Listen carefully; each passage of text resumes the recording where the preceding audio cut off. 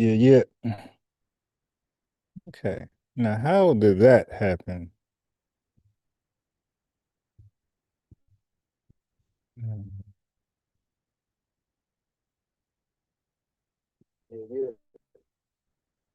Okay. Now, how did that happen?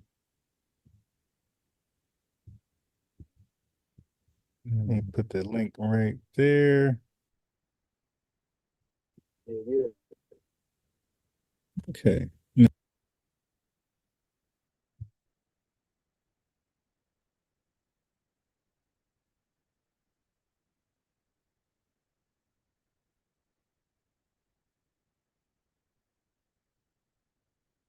All right. Got that going. Okay. Just setting up, get ready for TikTok. Yeah, so we can talk about some things, immigration, delineation, and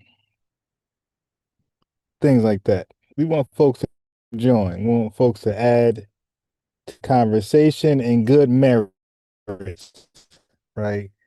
A dialogue. If you say something in mid-sentence, if I'm gonna stop you if I think it's controversial or need some clarity, uh, you know, that's all. Just get you like a real conversation. Like it's funny because on these social media spaces, we'll talk. That's why people ain't really within embracing the culture, assimilate to the culture.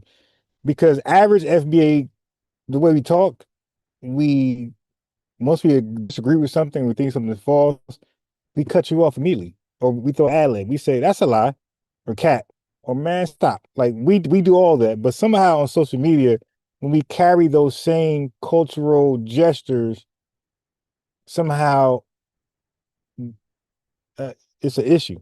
It's like why y'all behaving differently on social media? Like just behave the same way. If you're really embraced and in tune with the culture, then this is how FBAs talk. It's not a big deal. So we got user coming on. Nah, it's not a new page. It's the same page. It says nah, the channel says FBA News and Updates. The channel. Look at the channel. Hey, yeah, so the channel actually it says FBA News and Updates. Hey, peace, user. Hey, what's up, man? Did we talk earlier? I don't think so. Okay. All right. Where are you from? Uh, a bit of noise. Okay. Uh now hey, look, is this your first time on an FBA space? I believe so, yeah. Okay. Are you aware of FBA spaces? Kinda, I'm not. Okay, so when we ask somebody where they're from, we're not talking about like for example, if an FBA asks me where I'm from, I'm gonna just give you the state I'm currently in, right? Okay. They want to say like when we talk to each other, that's like what state we just brought up on. But a foreigner, we're asking like what country you from when you say where you're from, not what state. Yeah, yeah. Yeah, because you're talking to me, and I'm sure you're assuming I'm Black American. I'm sure you're assuming that you don't believe I'm a foreigner or I'm Latino. You kind of joined the space because you can already assume that I'm probably foundation Black American or Black American. So I like to have the same information on you, like where you from, because sometimes when we talk to each other, if we miss each other, it's probably because of those differences. Okay, if I say something incorrect about something, you can say, okay, that's probably because you're from America. You haven't traveled the world. That's why you think like that, and vice versa. So, No, yeah. Okay. Yeah. Well, I'm from Providence. Providence is an island that is off Central America. okay, I'm from the Caribbean. So, well, if you if you want me to be more specific, that's where I'm originally from. so are you like near like Guyana? No, not exactly. Okay, okay. So anyway, what's on your mind? No, I'm just trying to understand. What's your what's your topic? What Oh are you yeah, talking so about it's here? open topic.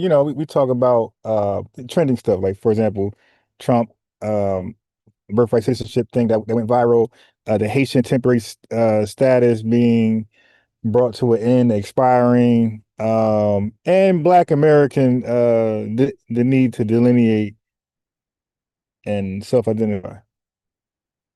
I got you.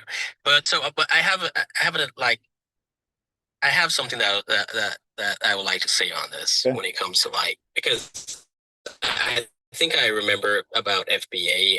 I think I heard someone mention that before, and I came across arguments. Do you know what FBA stands for? I think it's something about foundational. I'm not sure what Right, the other right. two letters mean. Yeah, Yeah, because but I decided when people come in and they say FBA, I decided to say when they say are you FBA, I decided to say no. When you say FBA, like you just said, you don't really know what that mean and it get confusing. So yeah, I'm a foundational Black American, and those letters form the acronym FBA. I got you. That makes sense. I get you. Uh, um, so when you say foundational Black American, Yeah. are you trying when you say delineate yourself from from are you talking about like separating yourself from other Black people, Are you like who familiar, lives in? are you familiar with the term delineate? Yeah, I mean you trying to like let me separate yourself from So so you so you, so you from African, like from African people or whatever. I don't but know. but that's why I asked you, are you familiar with the term delineate? Delineate just means it has nothing to do with separation. Like for example, somebody can live in a Black American can get dual citizenship and live in Ghana and support Ghanaians and donate money forever, never come back, and he's still delineated if he's delineating. So it's not about separating. It's about being precise of who you are on Earth. Like, for example, the people from Ghana are Ghanaians. They delineated from the rest of Africa. Are you familiar how Ghana got his name? From the French. No, Ghana got his name from Kwame Nkrumah.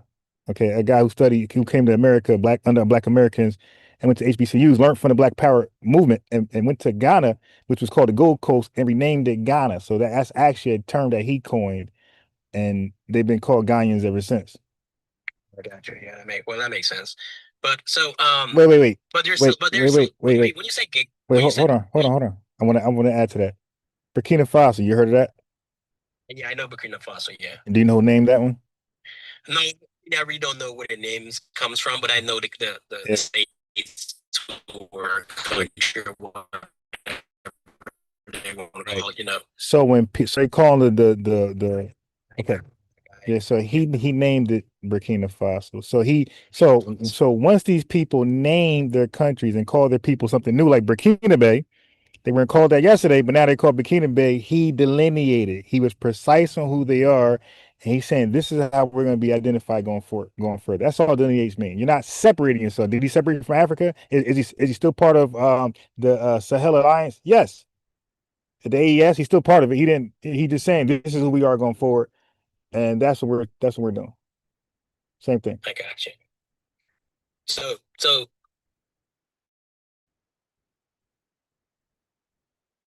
when it comes to like Black people as a whole, you don't believe in that there should be like together or united or something. Okay, so here's the issue.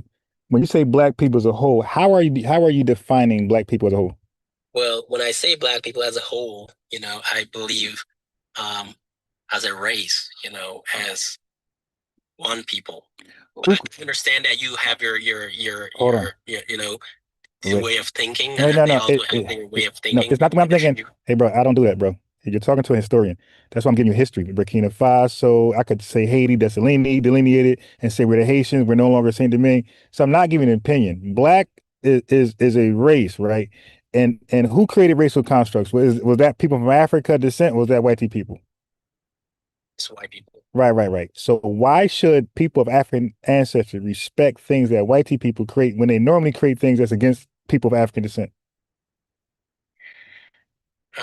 Well, you have a point. Right. Hold Why on. should we follow something that Right, someone right. else has So created? let me add to that. So it would make sense that racist creates a racial construct and then identify people, not identify, I'm sorry. So when they came up with the race category, that wasn't to identify people, that was to categorize people and put them in a box and then perform racism. Okay, I got you now, got you, bitch. Say Dave Chappelle, and now they know who to target, right? And then of course with the races, the black race, quote unquote black race, became the bottom. But before it was called the black race, do you know what race it was called? To be honest, though. It was called the Negro race. You heard that term? Yeah, I heard. Yeah, I know the term. Okay, Yeah. so when black came into existence, the five English letter word, when it came to existence as a positive connotative endonym, that first started in America with the black and black power movement, and it wasn't a race. It defined a specific ethnic group right here in America, like Dessalini, Thomas Sankara, and Kwame Nkrumah. That was so we delineated way back then in the 1940s. So black was a primary name for us. So we went away from the racial classification Negro and colored, and we said we're not that. We're no longer a colored or Negro race. We're now have an identity like Thomas Sankara, Dessalini, and Kwame Nkrumah. We're the black people of the world, right? So that's our statement. Hey, we're black. There was no black race. Nobody went around saying we're racial, we're black race, none of that. Nobody even proudly said we're the Negro race. Race wasn't a thing. Like that was not the thing. That was a white team man thing that they put on people. But people, listen, people non-white did not voluntarily or proudly say I'm part of the Negro race at that time. They actually rejected it. All of Africa rejected being called Negro, and Brazil and everybody else, and the indigenous people here. They rejected the term. They seen it as a slur, which what it was. So when you say the black hole, I'm like, I don't know what that is. That's something created by white people that most people reject. We always reject their labels and their terminologies because they've always been racially based, racially motivated. Okay. I get you, Right. and you make some fair points, but hear me out though. Okay. But this is where we are now. I mean, No, we're not. you know, No, we're not. No, we're not. Again, I just established because a white T man said it doesn't mean it's true. The white T man says people guilty. The white T man says the Iranian is wrong, and they say the Israel is wrong. Just because they say it don't mean it's true. Now you can accept what they say, but Black Americans, we have a history of resistance. We really don't go with the talking points of white people like that. Like normally when they say something is true, we kind of like doubt it. So like that's our history, and nobody knows these white people better than us. We always lived amongst them as a minority, where they were the dominant people. So when it comes to us, you can accept that, and we understand. That's why I want to know where you're from. You will be foreigner because foreigners accept white people labels and treaties and dominance, right? And they see them as people, invincible people. Like we don't see them as that. That's why we riot, we fight, we do things like that. We don't see them as invincible people who can't be beat, can't be touched. Like we see these people are people who can be touched. So when you concede to their labels, I understand why you do that, but that's not something that we do over here in America. no. Well, there is something to that though. Is not that we see them as invincible people. Mhm. Is that the reason they can't like touch you guys the way they can touch other countries is because they live in this country. So they're not. Have you ever heard of the Tulsa race riots? Yeah, Have you ever heard of Jim Crow? Like that's literally touching us. I Right. know. Right. So We, that didn't make any sense. Like they have a history of violence towards us. That didn't make any sense. I know. Yeah, I know. But like when it comes to other countries and stuff like that, I mean, they go around.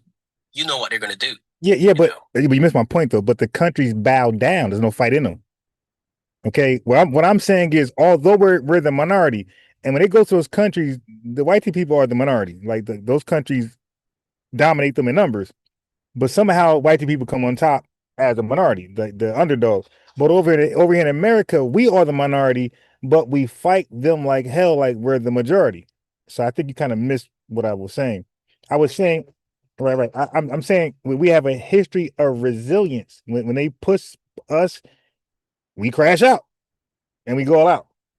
Okay, So in other words, you guys are like the underdog here in the country. we always been an underdog. We make up 13% of the population here. Okay. Yeah. So I mean, I get what you're saying, and I just trying to wrap my head around how would you. So you don't want to have like any association with other foreigners who are like black, or There I okay. mean, maybe I miss Yeah, said that. just look. All you got to say is a term that they call themselves African. They call themselves Africans. I work with a bunch of them. They don't say they're black, say they're African. And people from the Caribbean say they Afro-Caribbean or Caribbean or West Indian. They use their terminology, those terminology, like the West Indian parade. They don't have a black. Nobody in the Caribbean have a black parade. It- Okay, here's the way where I believe you're wrong though, okay, because if you just mentioned that black people, well, like black Americans. right, When I say black American, I'm talking about like you people who are descended from slave, like right, from this country, yep, originally from this country. Um, you guys are like 13%, yeah, right? 13% of the population, yeah, right? And if you look at white people, they are the majority, right? like I like would say like like what's some 60, 67, right? right? Yes, yeah, sure. 60 or something, or somewhere around there. Hmm. I'm not sure. Yeah, yeah, that's And then close enough. you have Latino, Hispanic that's people. Hispanic, right? They are the second Yeah, about largest. 20%, right?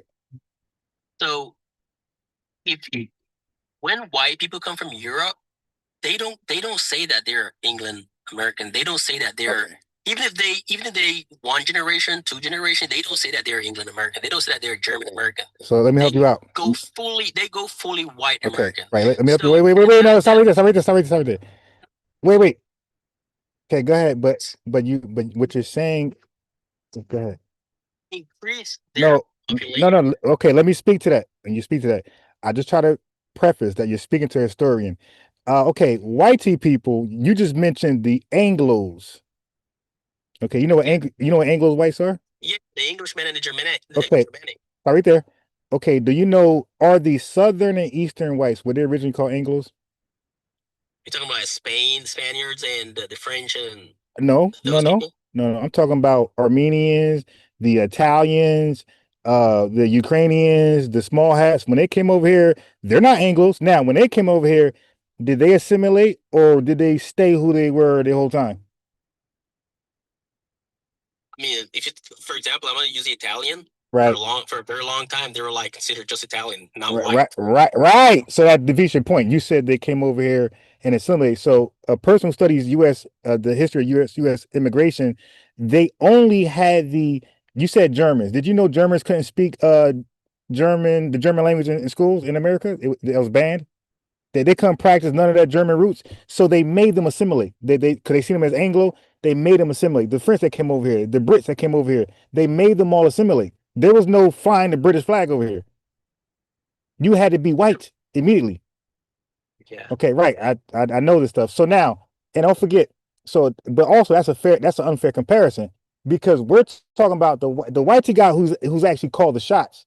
So if a whitey person did come over here and rep their country, the whitey man can say go back.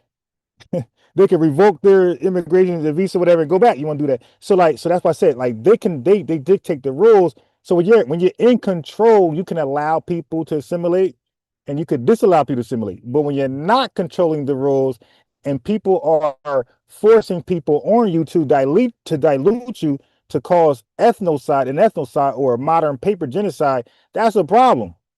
So, so I get you. So why don't you like Black American force? Now, I'm not going to say I don't want to use that word force, but well, do the exact same thing to other Black people. Well, Like they have other there's no such other thing Black as there's no such Americans to say, well, hey, there's no assimilate such thing as other. No, no, no. Okay.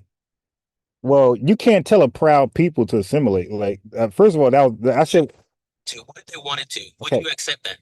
Well, some of them do embrace our culture, right? We got Okay. okay, but that don't mean you become us ethnically. Like we're always going to be Black American ethnically, and they're always going to be Igbo, Haitian, Jamaican. No, but I'm talking about like the black races, the black race. I'm not talking Okay, about Asians okay, and but other people. right, but okay, you're saying the black race. Now, let's be clear. A race is a category that includes people from different backgrounds all across the world that has some type of similarity. Maybe it's phenotype, maybe it's ancestry. That's a race, right? Yeah. Okay. So they're right. So the only thing we would have in common, which is cool, is that we're categorized under the same racial name, Okay. right? Right. Yeah. Right. So there's no assimilation. Like you're just under the same racial name. Now, you can align yourself with our talking points because you come to our country. We have a political stance, we have a fight, we have agendas here that we want to accomplish. We got things that we believe is owed to us. So if you want to get down with us, you would pretty much join those things. Like if I went to go to Iran right now and I wanted to assimilate or not assimilate, but if I wanted to build with the Iranians, I would probably have to be against their regime. I would probably have to join with them. Or same thing with the folks, I won't say no names but get flagged, but the folks that's WAR with the small hats, like those countries. Okay, so if I go to their country, they're gonna want me to side with them over them. So that's how it works. So to come over here and build with us, you kind of got to join our political stance, our fights, and some of our agendas, and they're welcome to do that. So, okay, I think I get what you were saying now. So you're saying that because they're not doing that, they won't be considered like part of you guys since they're not doing that, right? Because most of them are like proud of their flag and where they come Right, from. right. And yeah, and I see the frustration, and I No, get it. no, hey bro, I hey agree bro, with you. bro, it's I no, agree with you, no, bro. no, hold on, but you're putting words in my mouth. I never expressed frustration. I just said they have the right to be proud where they from and live their best life and be great. Or they could join our fight, our struggle, and some of our agendas and be one with us in that way, right? Okay, I get you. Yeah, Yeah. because what would be the benefit for folks to come over here and just shake our hand and say, hey, I want, hey, no, like we got political things that we want to accomplish. It's like, yo, you with me? All right, well, this is what we doing. You coming? And when you keep saying no, it's like, well, then what is our friendship based on? Okay. Okay. So it's more about assimilation rather than just being Well, uh it's not really assimilation because I want you to stay. I want them to stay to being them. I don't want them to dilute us and pretend to cosplay one of us. Stay who you are and be great. But you can link up with us and we can fight together. I could fight as a Black American. We can stand shoulder to shoulder. You could be a Nigerian or a Jamaican or Haitian. You can still be that and fight with us. You don't gotta pretend to be me to fight with me. You can be who you are, and that actually motivates and promote others like you to join. But if you're pretending to be me, then your homeland would think you are me. Therefore, they don't see the linking up with Haitians and Black Americans or Jamaicans. You know what I mean? So I would rather them be them, wave their flags. If they want to join our fight, join our fight. And now that's symbolic because now the people back home can say, hey, the Haitian, yo, we linking up with the Black Americans. So maybe they link back up with us over. Yeah, mean, if you move into someone else's country, and you see a minority group, and this, those people have been here and been under oppression on certain stuff, and you can say, okay, well, I look just like this guy, I look just like a white guy, I look like a Latino or a Hispanic, and they're being oppressed. Why not join them and assimilate with them, and be proud of their heritage and stuff like that, and help them. You guys can like come together and maybe become the majority in the future. yeah, But you can do that or not. Yeah, that's their yeah, choice. yeah, Right. And that's okay with us. And that's why but here's the thing though. Delineation has nothing to do with them. Okay, so when we say we're delineating, we're talking to our American government. We're saying stop diluting us. Stop lumping up people as they're us, diluting us. So now these people represent us, right, in political, back in politics, and other places. They represent job. Hey, Black Americans never get hired here historically. Hey, what's going on? Racism. Oh no, we hired just three Nigerians, so we're not racist. Yeah, and talking about that, you're right, because look, when a white person, even if it's like two generation or a generation ago, you know, when they don't say that they're like German American, they will say I'm a proud American. They don't use the word maybe I'm African American, or I'm sorry, German American or whatever. They use the word straight up American. Straight up American. right. Even if they're like one generation or two generation, immigrant. You get what I'm saying? Yeah, the Anglos Words usually there. get on board. So if you're saying, well, people from Africa are coming to the United States and they still proud of maybe they're Cameroonian or Ghanaian or whatever, and they don't try to assimilate with you guys, instead of they're like forcing you to assimilate with them. I get what you're saying, and I would give you 100% the right there. I get what you're saying, and you're right, man. I never thought about it like that. I have never thought about it that way, but you're right. Yeah. But again, somebody who studies history and all this stuff, this is how I come to make my assessments, come to my conclusions. Like, yeah, I look at it for what it is. But again, like they don't have to do anything. They could just live their best Cameroon life, and we're not gonna be in their way. We're not gonna be marching, go home, none of that stuff. We're gonna let you just be great. But if they want to join one of our fights, our struggles, where they benefit in the long run, where we'll turn around and speak up for them, you know, they pull some ice stuff on them. Oh, relax, not them. Why you want to get rid of them? Because they joined with us? Oh, you're racist. I mean, we could do that whole thing. Why you want to get rid of them? Oh, they joined with us? That's why. Oh, blah, blah, blah. It looks bad. So, dad was well, where I come from, they will say he's black. He was a black person. They won't say that. They won't say it. They're gonna say he's Caribbean. Hey, bro, that's a lie, man. That's a lie. That's a lie. This is what you're not understanding, bro. But I know it's fake news though. No, bro. Listen to Bro, what they're gonna call him what you called yourself. They're gonna call him a Caribbean. He's gonna be. Bro. You see what that lady called? Did you watch FIFA? You see what the lady from Paraguay called the black Frenchman? There's no such thing. A black African. Okay, hey, bro. Look. Hold on. Wait, back up. Okay, so now let me help you out with these words. Black. You said black French, right? She called him black French, right? Well, she say he's not French. She said he's not French. Okay, he's a Frenchman. She said he's a black African. Well, he's just a colonized black person. That's no, wait, no, you just said black African. You didn't. Okay. No, wait. Right. No.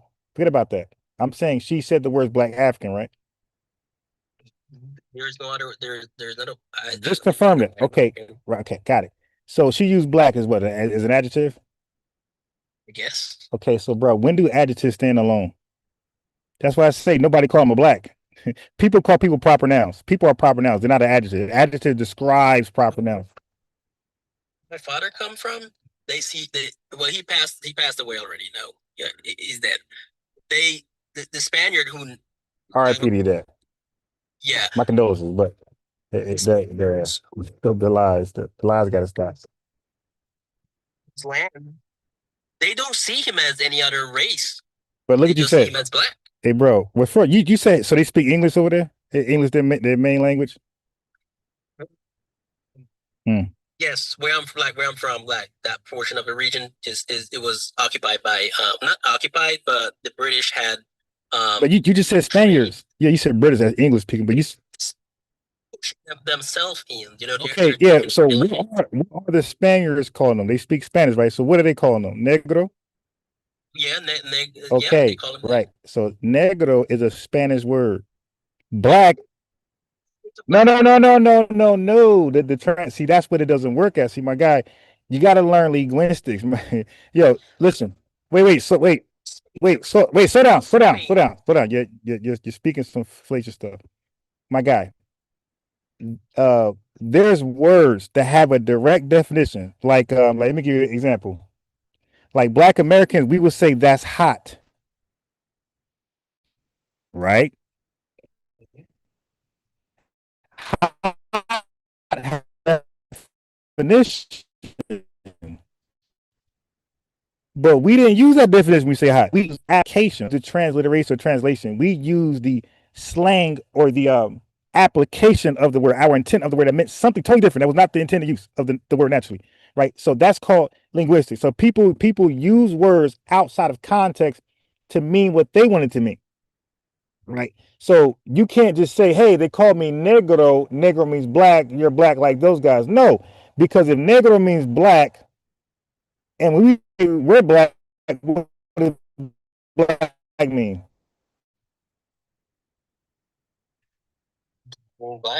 Yeah, see, you said that. Okay, dude.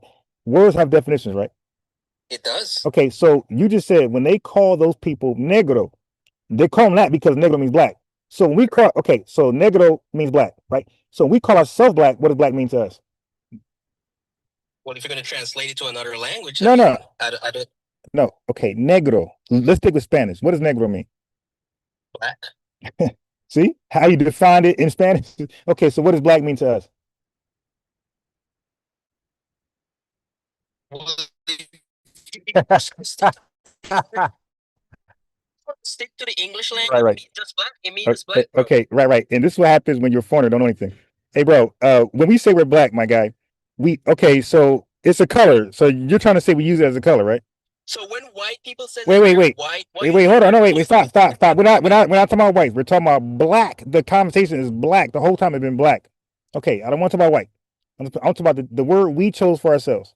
So when we say we're black, do you think we mean a color? You talking Okay, we say Black Wall Street. Are we talking about Black Street? Well, you're talking about location. You're talking about people. So we say the black dollar. We talking about a black dollar or green dollar? What are we talking about? When you say green dollar, I mean technically it's part green. When we say the black dollar, are we talking about a color of a dollar bill or currency?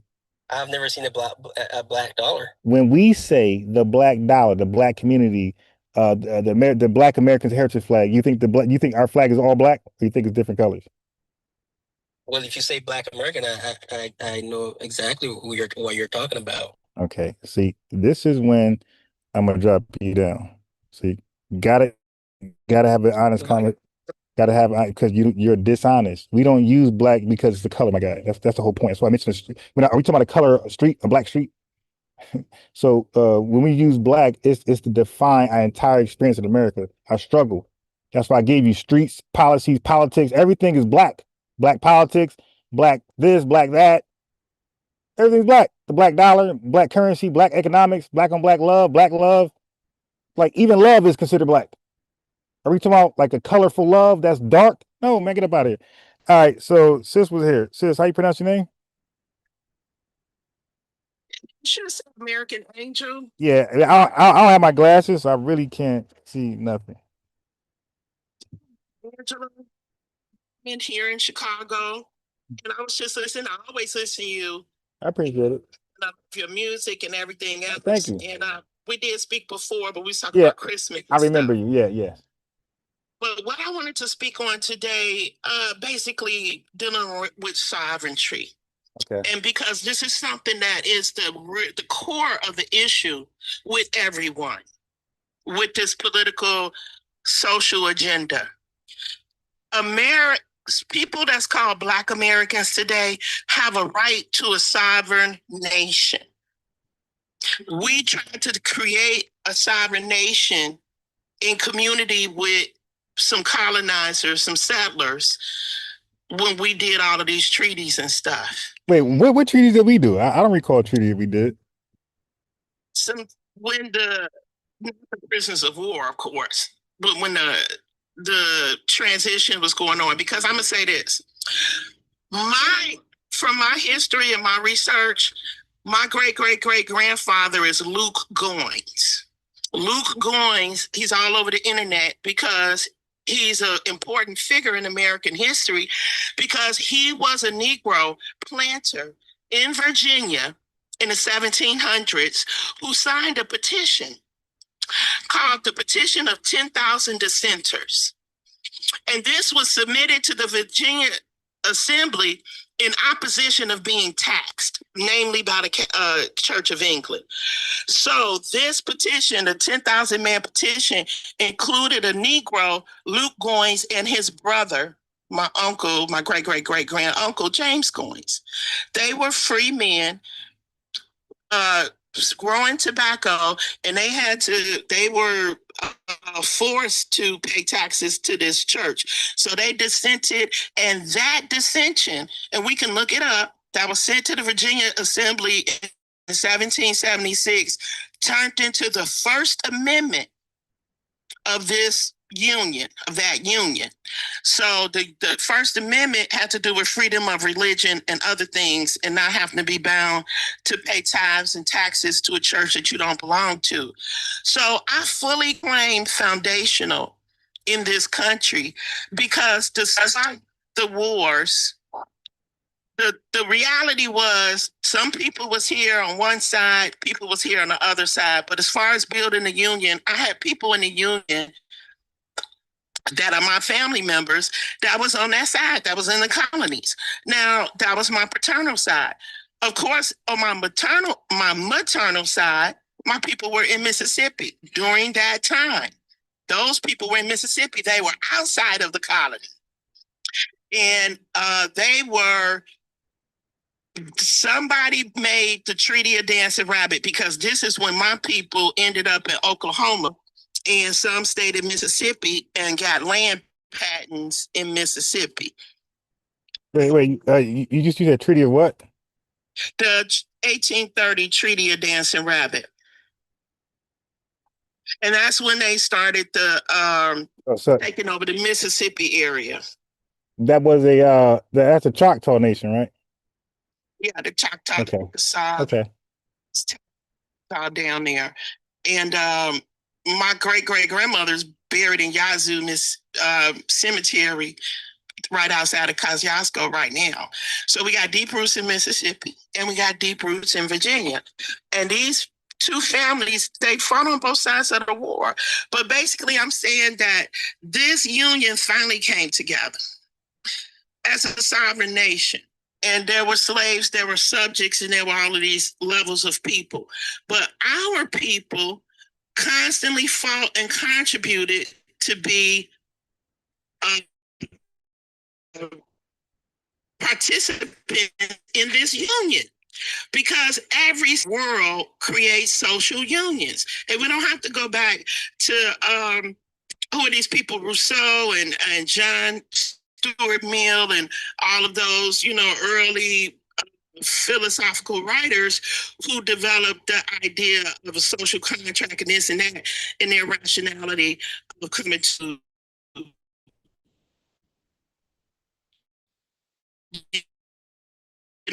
these colonies and stuff. They're not the only people who do that. Everybody do that. Everybody form nations. So back to the idea of sovereignty is that here in the United States of America, the people that call themselves or call Black Americans and call themselves foundational have a right to sovereignty. And we've been aspiring towards that since we have been under the jurisdiction, falsely, prisoners of war, however we got here, under this jurisdiction. So a lot of foreigners don't understand our fight. They think we just some random immigrants who came here and trying to assimilate or figure it out. We're actually fighting, carrying on wars that started in the 1500s. These are the same wars, and nobody will admit that, because we know the people that's living on the reservation, they never fought wars against these people. They don't have histories and histories of war after war after war, and all of these different areas. Only we do. So when they say who were the American Indians that the British were fighting, that the French were fighting, that the Spanish were fighting, it's the same people that enslaved. So you believe we should have you should believe we should be sovereign, form our own nation? We already have a nation. What we thought, our ancestors, what they thought they was doing was creating a sovereign nation called the Union, called the United States. It's a sovereign nation like Haiti created themselves, and they went from San Domingo to Haiti. They said, this is our sovereign nation. So did a lot of other people. So we said, okay, we should get rights, and we're here. We agree with this, Those of us who came out of the prisoner of war state, we finally submitted, because we were promised that we would be a part of this America, because every step of the way, that was what they call the broken promises. Right. So I'm trying to follow. So you're saying because of that, because of the broken promise, we should be sovereign. No, what I'm saying is that people are fighting against our sovereignty. We have been aspiring towards sovereignty from a false jurisdiction. That's what the 10,000 man petition was let me about. say this. Essentially, you're saying that what you want to do, like revoke your American citizenship and go with a sovereign citizenship? Well, America is the land, and the nations that live on the land can call their part, their selves, whatever they want. So we live on this continent called North America. It's a place called Canada on this continent. It's a place called Mexico. And then there's a place called the United States. I'm not. Right, right. But this land, right, but this is sovereign compared to Canada, and they're their own sovereign nation in Mexico. Like, we have nothing to do with it. As a matter of fact, we're on North American continent, but we don't call ourselves America. Nobody in America call themselves North American. Zero. Like, not. I'm saying, right, right. Want sovereignty in this Wait, place called America. right, wait. So I'm just trying to be clear, because once you're sovereign, that means you're no longer an American citizen. Like, you're your own citizen of whatever sovereign state that you're establishing, right? Exactly. So, Okay, so in other words, you want to secede. there's two things to do. Our ancestors chose to fight, and that's what I'm saying. And we continue to fight all the way up to 65. Now, of course, there are always choices. Nation Islam. My father was in Nation Islam. Person I work with now, he was in Nation Islam back in the day. Of course, they say, "Oh, well, let's separate." Because all the answers to the problem are being put forth. But what we did as a people, I'm just saying, hey, we stayed, we fought, I don't know how to undo that or give the intention on why we kept pursuing this reunion and this citizenship and this situation, but here we are. So I'm saying that now that we're here and we're trying to establish the fact that we're true first-class American citizens, that gives us a sovereign status as Americans. But yet and still, everybody likes to point out, which they're correct, is that we're actually subjects because they subjugate us politically, in all these other ways that we definitely know about. You was just talking about it with the brother, with burning down our towns and everything. So the government itself that we helped create, that we helped form, that we fought and died for, thinking in our minds and hearts that we were going to be a part of this sovereign nation. We got an influx of immigrants who fought against us during the Reconstruction.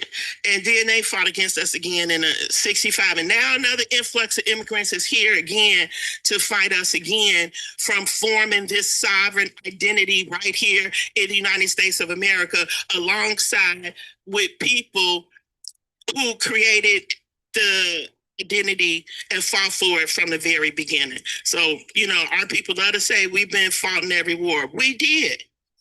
And we struggled. It was a tug of war. And so now here we are. So our blood, sweat, and tears count just as much as anybody else's towards being counted as a sovereign in America with the American sovereign identity. So what people try to do is come to America and say, well, white people are sovereign Americans, but you're not. You're subjected by the group of Americans that call themselves white. And by the way, this is a white country. So they automatically not only do they deny Americanness, they deny sovereignty within America as an American citizen. Because if America is a sovereign nation, so are we. That's what I'm trying to say. But we don't embrace that identity because all of these confusing tactics are being employed to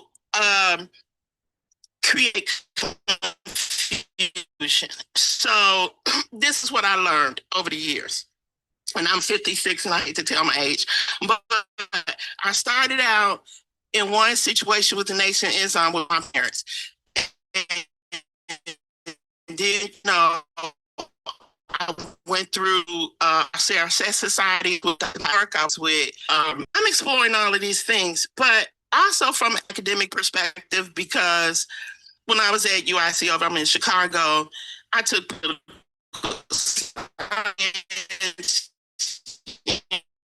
education, academics. I taught for 15 years. So social, political point of view. So now, any human being that fought in a civil war and fought in wars to establish a nation, no matter what side they was on, they should benefit from creating that nation.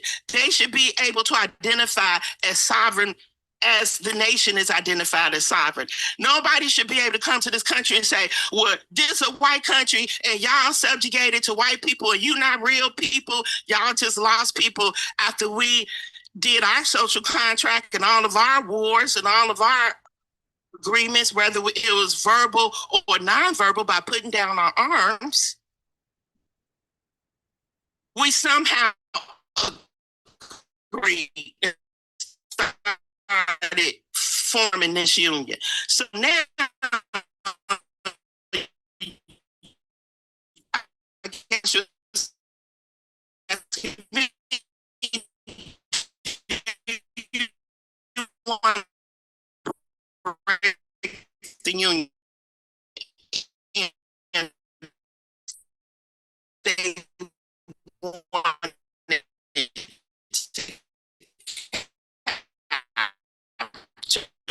So we not control all the trade. So now you're saying, or assuming that,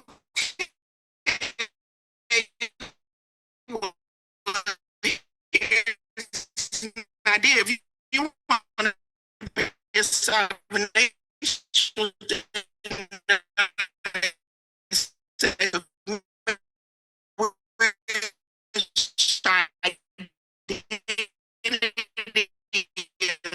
first class citizens and trade and do everything.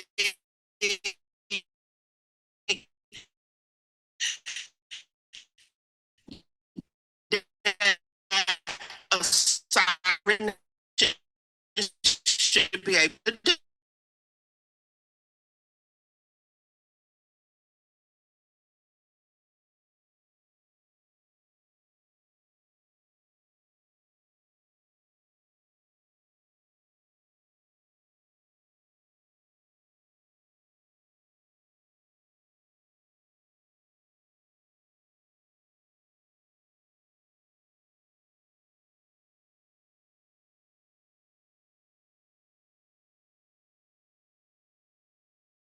Yes, because we don't want to be subjugated and under the jurisdiction of another community for eternity that think they own us. No, we don't want that.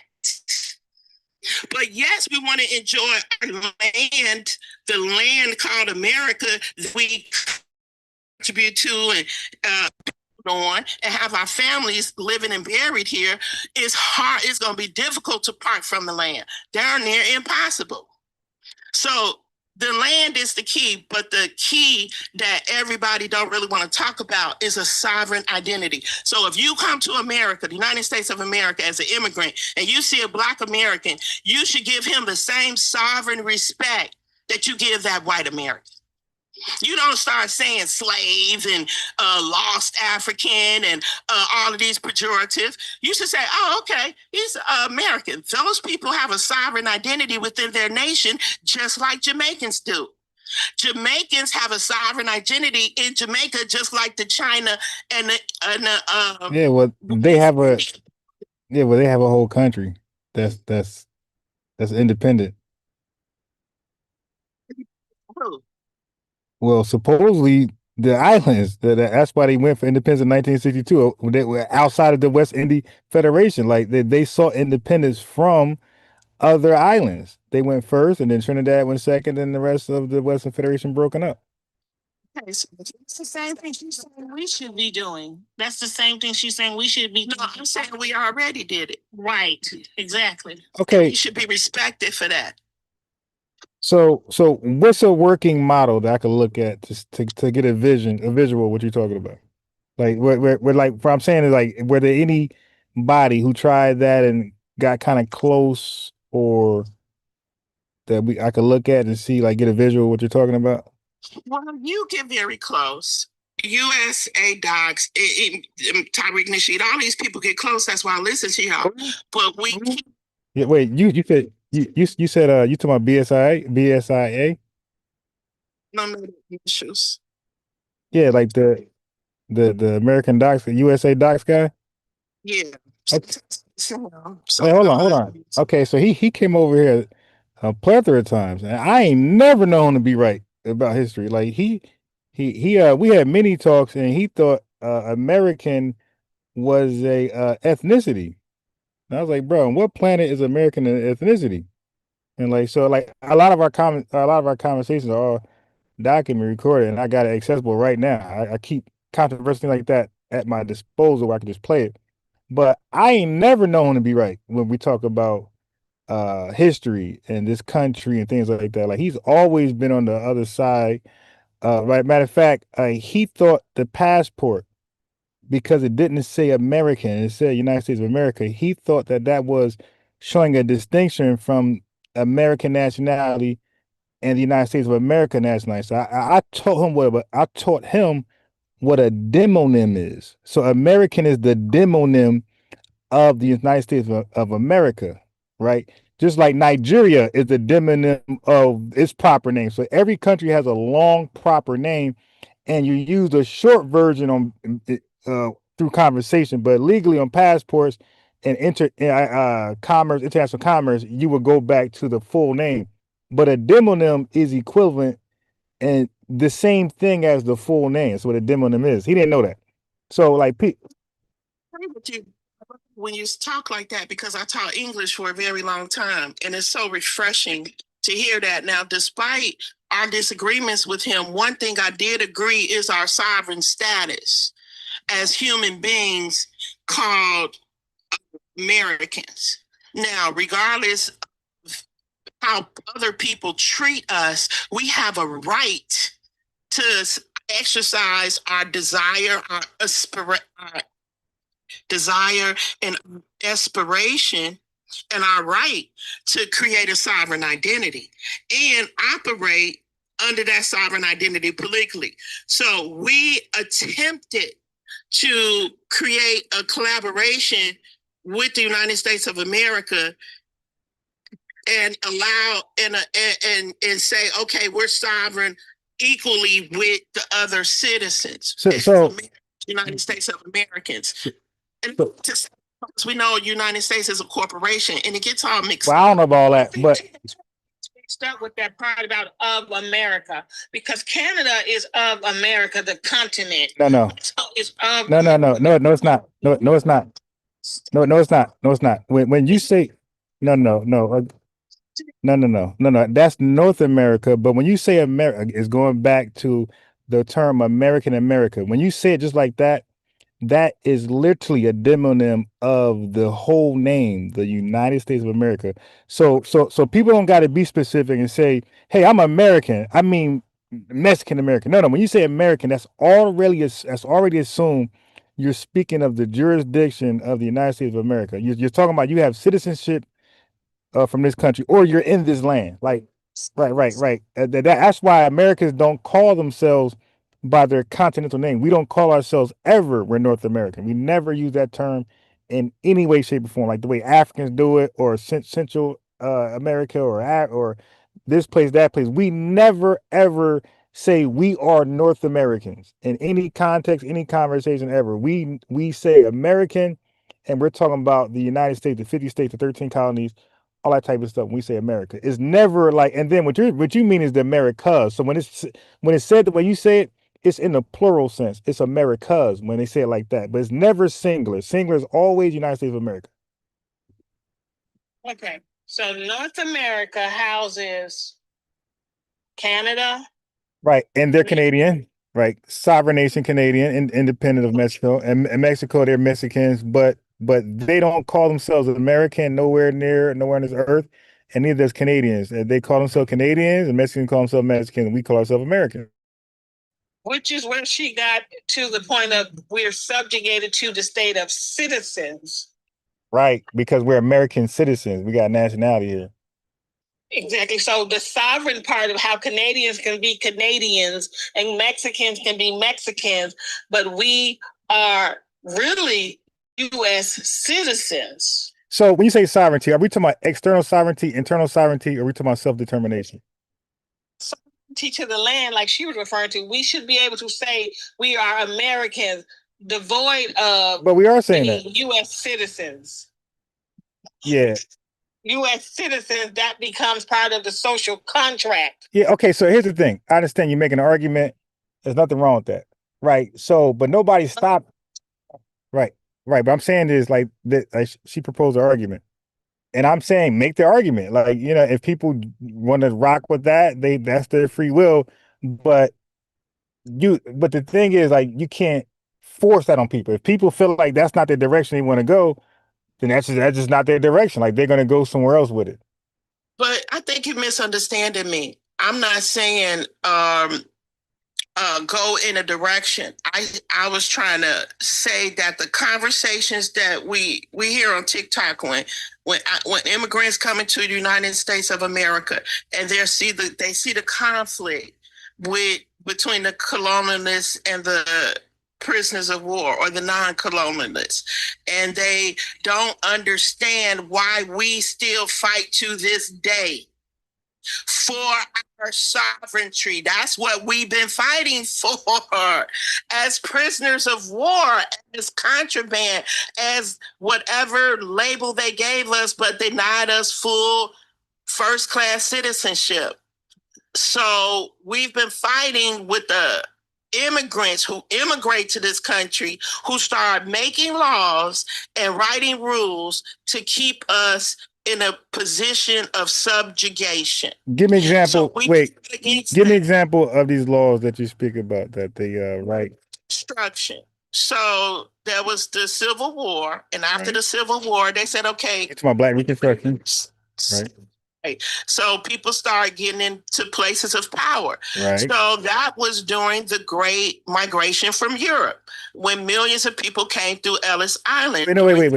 Wait, no. That's 1913. You're talking about Crystal Grave. You're talking about 1880. So you're talking about after. So when you talk about after Emancipation Proclamation, after 13th Amendment, after Juneteenth, all that stuff, that's called Crystal Grave. That's the Anglo Europeans that came over here. Other Europeans they had quotas. They were limited access over here. They were actually blocked out for the country. 1917 restrictions and 1924 Quota Act. So the floodgates weren't open to all Europeans, not for Southern or Eastern. They was mainly open for who they consider Anglo. That was the Western and Northern Europeans. But that's Crystal Garden.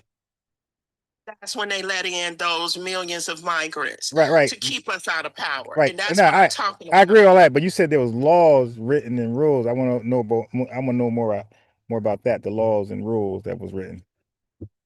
There are various states, of course, that came up with all of these new crime bills, and that's later. That's 21st. That's 20th century. You talking about 99? You talking about the Biden bill, the Violence Act, the Violent Act. I forgot what it's called, but they called it 94 crime bill. Yeah, stop and frisk.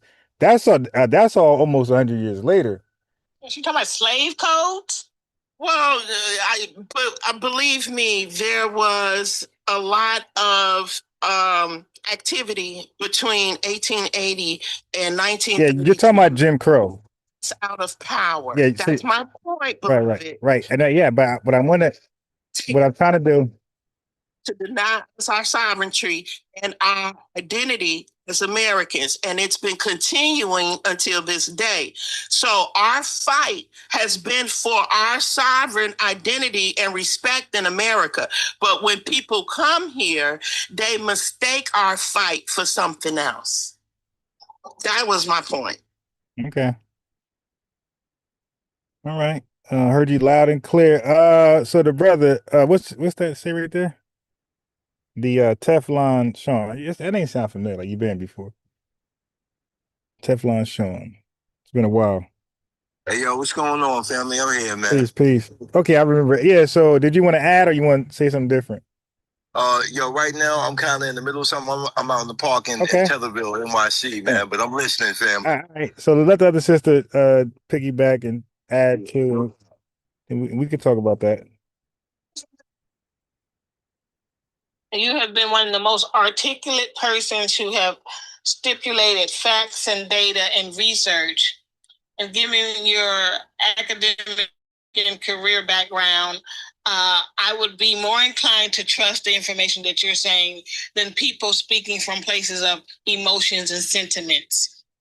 I totally get your point of contention of the continued assault of melanated people in this country that has not ceased, and it is evidence that has not ceased. I think framing it from that angle of this is a continuation of a fight, like people will quickly say we're post-racial, or that's a thing of the past, we're out of Jim Crow, but we just simply slide into some other form of warfare that's not as visible to the nature of war. So we dismiss it. So I think you've been very on point with your dialogue. That was a great summation. Thank you so much. That's exactly what I was saying. We've literally been at war since these people here. And it's very difficult for people to just... So we've been at war with who? With the colonizers, with the immigrants who came over here. Colonizers? At first. So then we could identify them as the British came over here to trade. They got some charters from their king. The French came through the Northern Gate to trade. They was doing the furs and the beavers. And of course, the Spanish went through the South to get the gold, no, they're on the Southwest.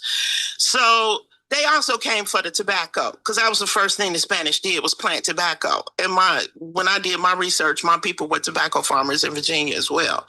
So we're looking at global trade being taken over. So they went to all of these trade gates, the shorelines where people are trading from, and taking them over. So that's where the wars started, with various European nations, not just one.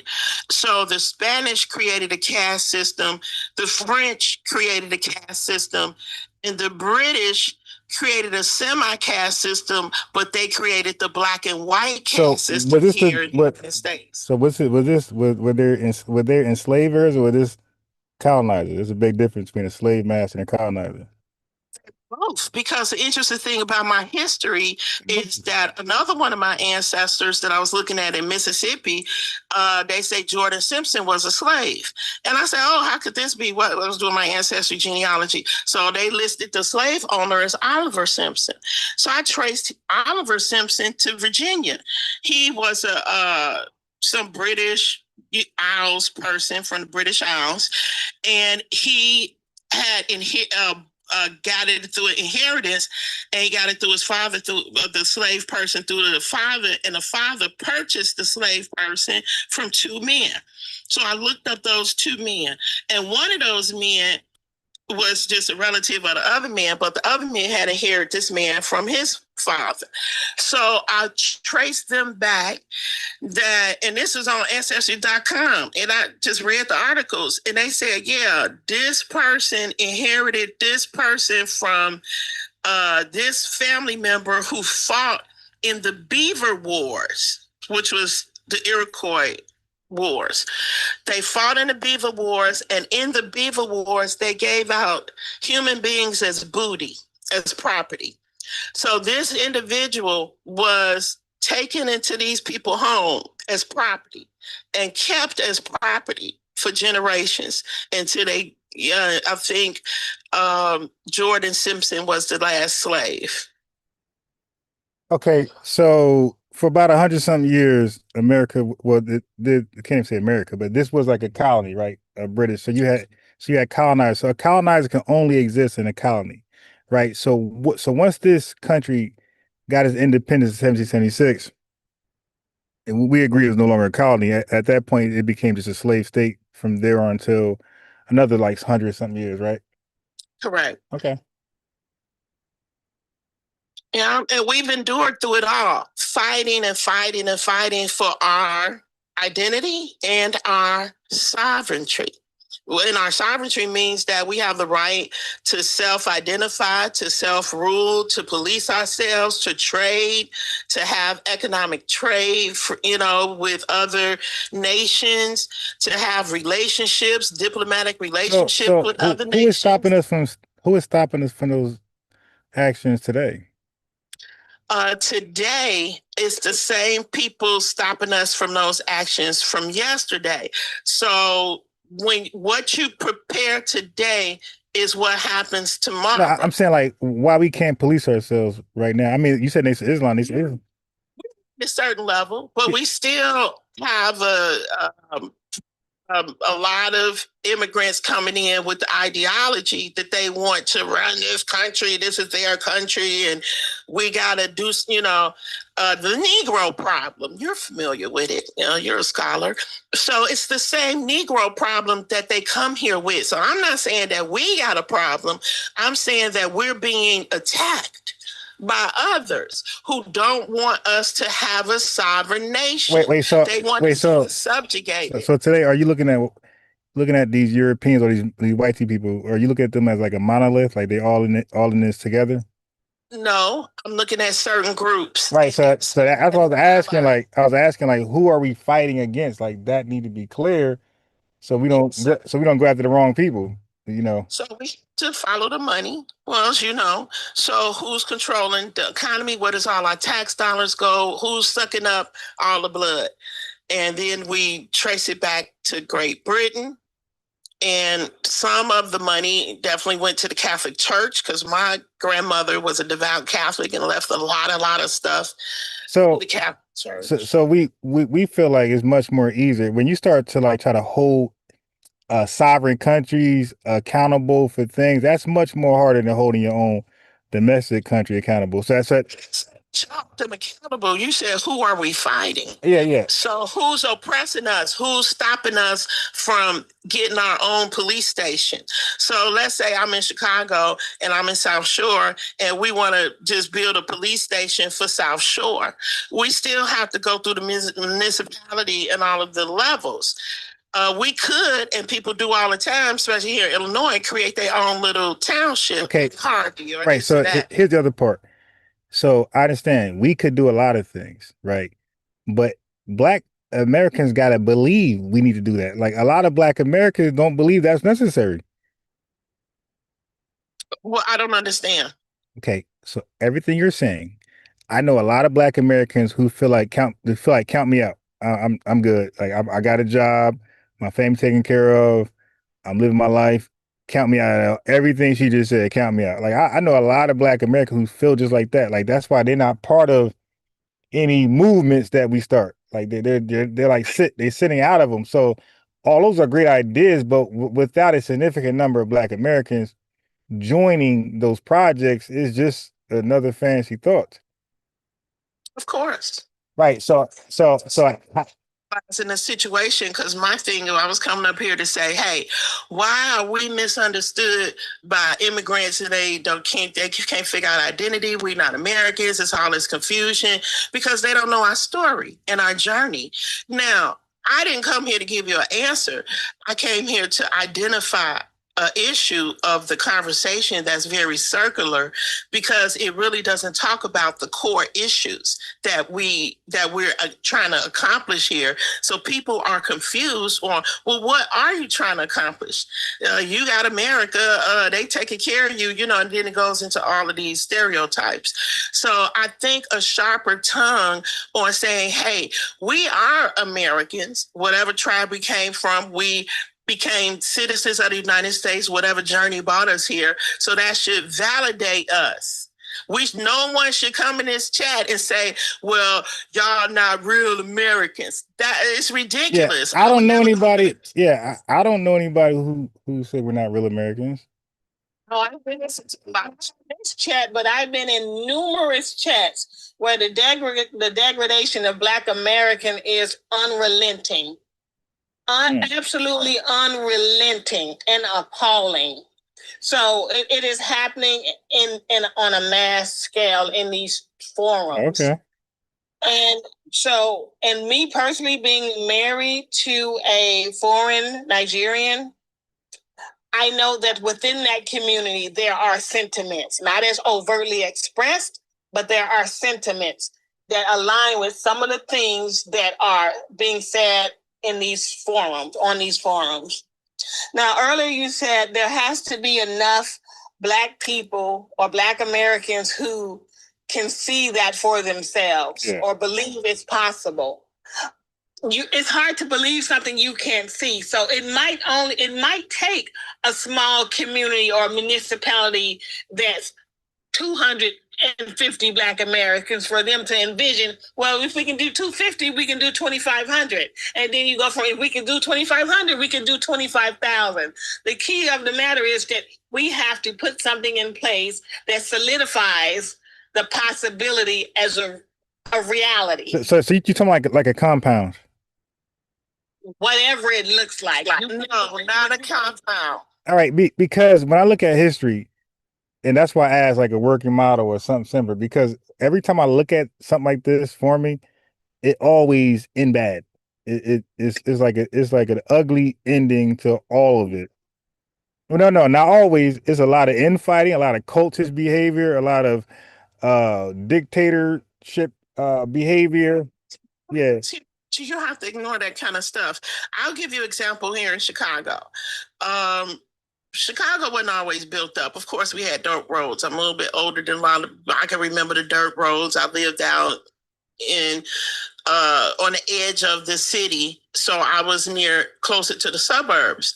So what Black people did when they got money, they went out there and they created the municipality of Harvey. It was a little Black town. And yeah, it went down, but it was really nice in the beginning. Then they went further out and created Country Club Hills. And then they created Crestwood.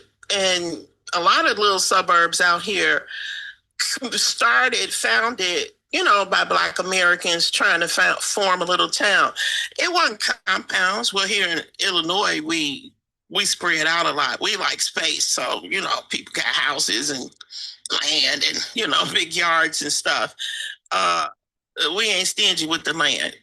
So it can be done, even though there's infighting. So like I said, I taught for 15 years. And humans go through stages. And we all know that. So we can't just say, oh, human nature, every time something come up.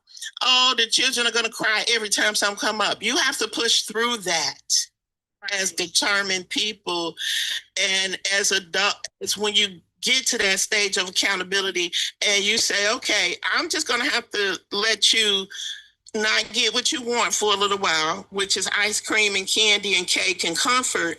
And then we just work hard and put our best people forward. And we have enough information from Booker T. Washington to Amos Wilson. Oh my God, we have more than enough information and enough evidence to show how easy it is to create a small town and turn it into a large, thriving metropolis. Okay. We've done it before and we could do it again, but are you familiar with Soul City? No. Yeah, you might want to look into the attempts of this happen. Like I said, it never ends well. Do nothing. No, well, just because I'm giving pushback because I know history. I'm telling you, I've seen similar situations. There's things you need in place. For one, you better have your own propaganda that's as large as the country's propaganda. Because what they're going to do, which they always done, which they will do, they're going to demonize that town as a cult town or a racist town and all this stuff like that. So you're going to need a strong media source to combat that. That's definitely going to happen. Hey, these are a bunch of cult people, cult leaders. They're targeting kids. Like all that stuff you hear from other countries, they're gonna do that right for your town. They did it for Soul City. They did it for the rest of the United States. That's coming your way at a theater near soon. So no. I was in Philadelphia with Dr. York, and then I was about to go to Atlanta because I've been through a lot from my youth to today. But yeah, he tried to say things. So I'm saying is that I saw an example was too beloved. We didn't know it's we know there are naysayers and things can go wrong if minds are not clear. So if you build it, it'll come. So basically, people want to know and maybe they feel less fun. Well, I'm sorry, love. I'm gonna say this last thing. That's what my first build. It's something United States of America.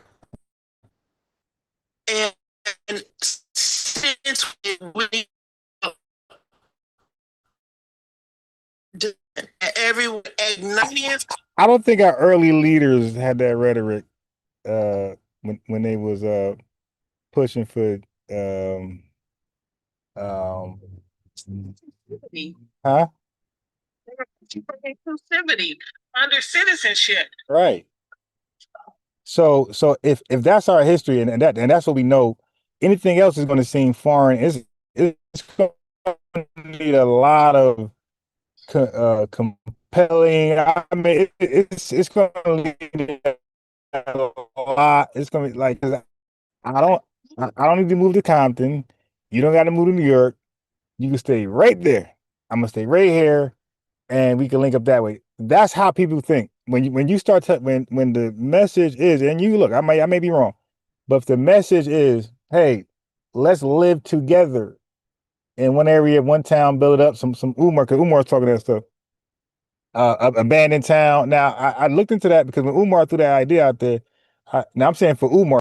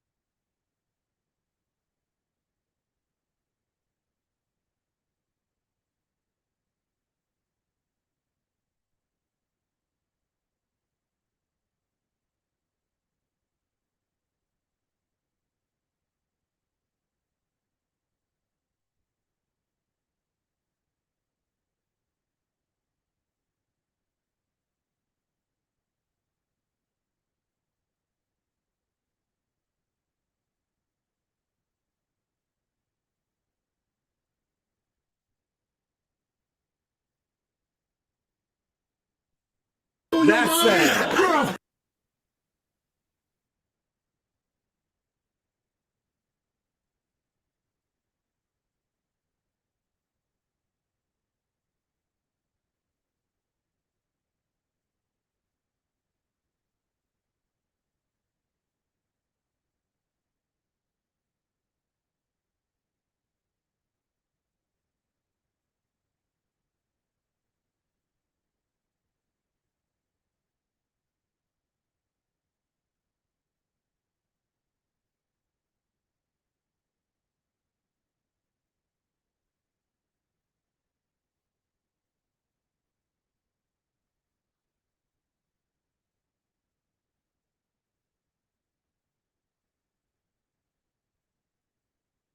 Many millions of us that there are. It may take a large quantity of that number for it to be recognized and and brought into fruition. But it is absolutely possible. But it takes the economic infrastructure framework first. And I don't know, like my platform says We Buy. That is short for We Buy Black Intentionally. And it is a model designed to focus on the economic infrastructure from within, to give us an undergirding to build up economically infrastructure, land acquisition, capital. So until we start looking at things with a larger model that focuses on not asking for governmental support, not asking for outside community support, we are never going to advance to a state of sovereignty. So are you going to still be under the jurisdiction of this government, or you want your own government? What we can't prefer to be under the jurisdiction of our own government, because we know that the jurisdiction of this government does not work within our best interest. I got it. Now, let's talk about realistically in this government. I mean, I don't. I know that's not going to happen. Like, because the Confederates tried that, and we see what happened to them. So when you say own government, you got to say your own military, your own economics and things like that, which I don't see happening without an all-out WAR. Yeah, you're gonna put yourself in a line of fire really quickly. So, is the goal to establish establish a town first, and then build from there, and maybe get a couple. Then what? Like, you grow large enough, you want states? Like, because Elijah Muhammad spoke about states. Go ahead, America Angela. I'm gonna say this. Before I get to you, is this Ron? Yeah. Okay, Ron. I'm gonna speak on the economic engine that Beloved spoke about prior. Now, so wait. I'm glad you said that, because she spoke of an economic engine. I've been working with organization, and Professor Muhammad developed the economic engine on cultural tourism. Wait, just real quick, you could pick up. Do you also believe in a separate government outside of American government? What? No. Okay. All right. Failure of the Nation of Islam with that. But let me get to this economic engine, this cultural tourism. So Muhammad said we need an economic engine to provide money to our communities. So he decided, since he's a mortician and an anthropologist, he decided to create a cultural tourist trail. It's called the Jean-Baptiste de Sable Cultural Tourist Trail. And it goes from St. Martin Parish, Louisiana, and then you go up the Mississippi River. We stop in Mississippi at some very important burial sites, and then we go up to Tennessee and we go to some musical sites there, and then we come up to Missouri, to a place called Sykeston, Missouri, which has a lot to do with the Great Migration and people coming up to this area and then going over to the rest of the area. So what we actually trying to do is catalog the humans that we find in these burial sites and trace their identity, where they came from and who they are, and their family ties and where they are today. Is part of a big project with the National Trust and Southeast Missouri University and Lincoln University, which was one of the first HBCUs. But we work with a various group of people, and because of that, it gets political. This group was a part of the group that worked in New York on the burial site there, that became that famous site that the people from Ghana visited and laid wreaths on. So I've been working with Professor Muhammad for about 15 years on these projects. various projects. So this economic engine is cultural tourism. We was also working with some the consulate in Haiti because we wanted to extend the tour to Haiti all the way up to Canada and show this trail that the French came down when they were doing all of their stuff, and the people that got caught up in their web of slavery and prisoner of war business and all of this stuff. So the cultural tour is supposed to have memorial sites at each burial site where you can sell cultural wares and have cultural events. And each site is managed by that community's stewards, cultural stewards. So when we create these various cultural sites, we can create a place where we can bring our business products to. So right now you say, well, where are you going to get this economy? So say you can't get your product in Walgreens or Target, but you can get it on the cultural tour. And we've been working on this for years. It's hard to get support because the nation had been turning away from the word African, dealing with more of an American identity. And I have been telling Professor Muhammad for years that we need to look at that.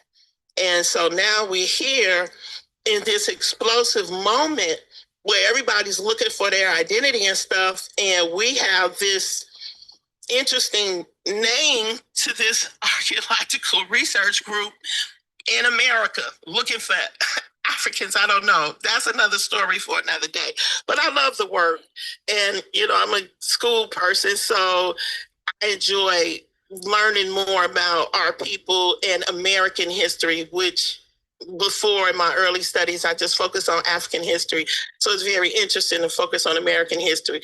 But this cultural tour is already started because of Sister Toya Merriweather, who is going to get a tour bus. She already went through the little business school here in Chicago, Sunshine Business Academy.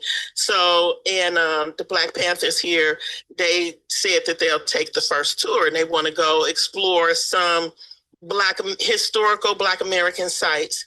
And the reason why we wanted to tie it around burial sites is because that's evidence of who we are and who we were.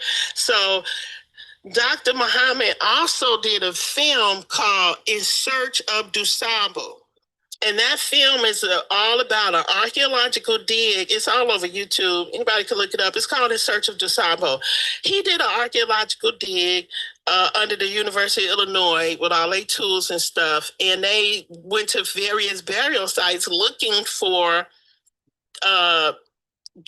Baptiste Dusabo and where he originally came from.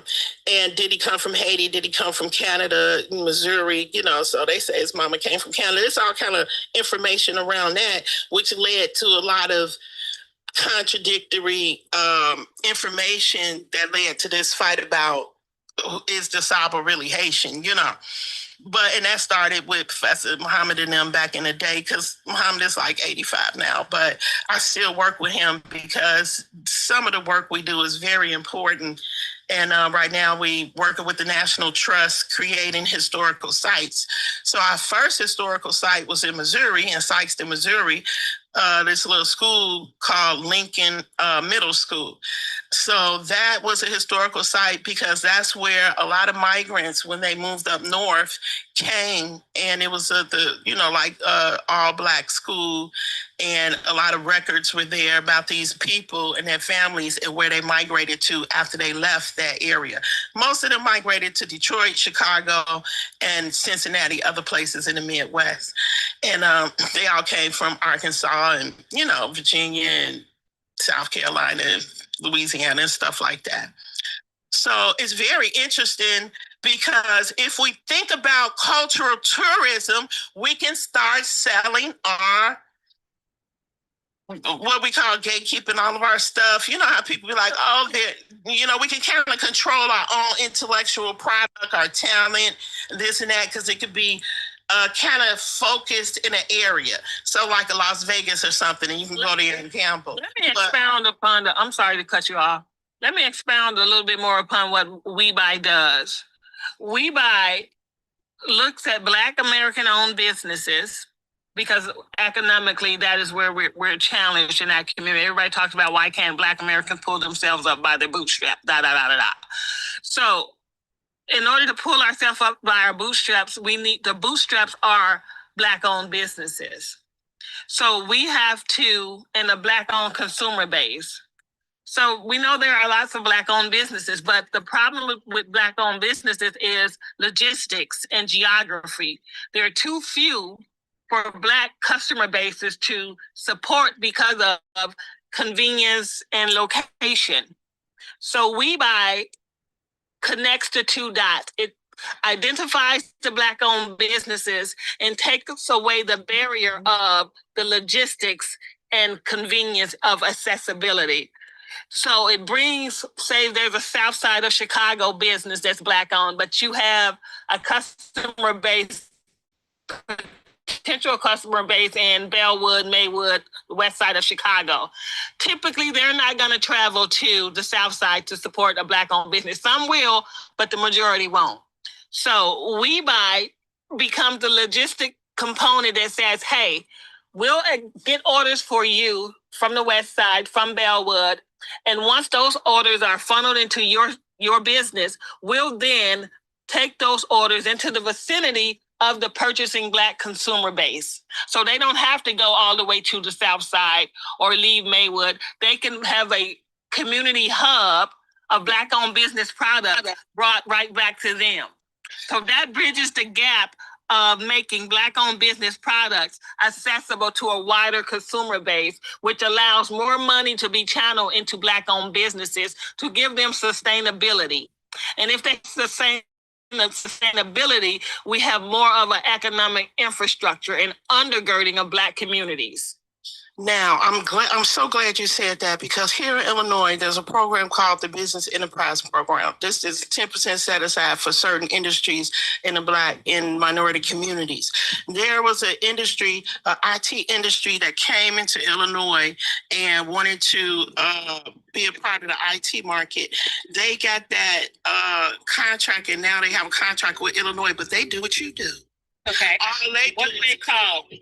They say they're an IT group, but basically you're collecting people from different companies and matching them with a task.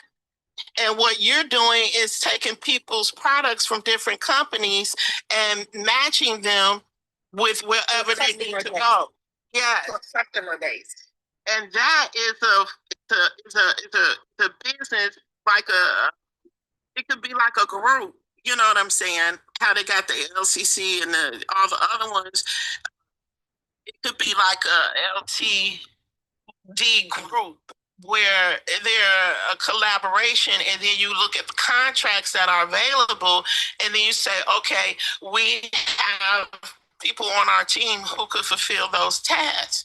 And then you just work that way. The problem why people don't get contracts is because they always think that they got to come alone. And that's not how you win. All of these other groups are coming as a group to get one contract. So I'm not, are you saying there's a contract available for WeBuy that I should be soliciting? Okay, so WeBuy connects businesses. So say there's contract for laundry services for the prisons in Illinois. So you know several laundry services. So you take WeBuy, you get the contract, and then you contract that business to those laundry services. Correct. Okay, I got it. Yeah, that would be an excellent component to the model. And they make millions of dollars in laundry services, beloved. Mm-hmm. Mm-hmm. So if you want to connect offline to look at the model that I have for WeBuy, because you're in Chicago, I'm in the Chicagoland area. That I would appreciate that. Awesome. I don't know how to put stuff in your personal chat, but you could put your email. I sent you a friend request, so if you see it, we can just then we can go from there. Oh, wait a minute, I gotta get my glasses. Oh. I'm so glad I got on this channel, Ron. Thank you so much for to speak. Oh yeah, no, definitely. We just No, it's good. Yeah, no, it's good. New Orleans. Let me see what he had to add or where you want to go there. You could come off mute, New Orleans. He was patiently waiting, and I didn't want to interrupt. I wait till you guys, felt like you said enough, and I was gonna invite the brother in. What's going on? Close. I don't know.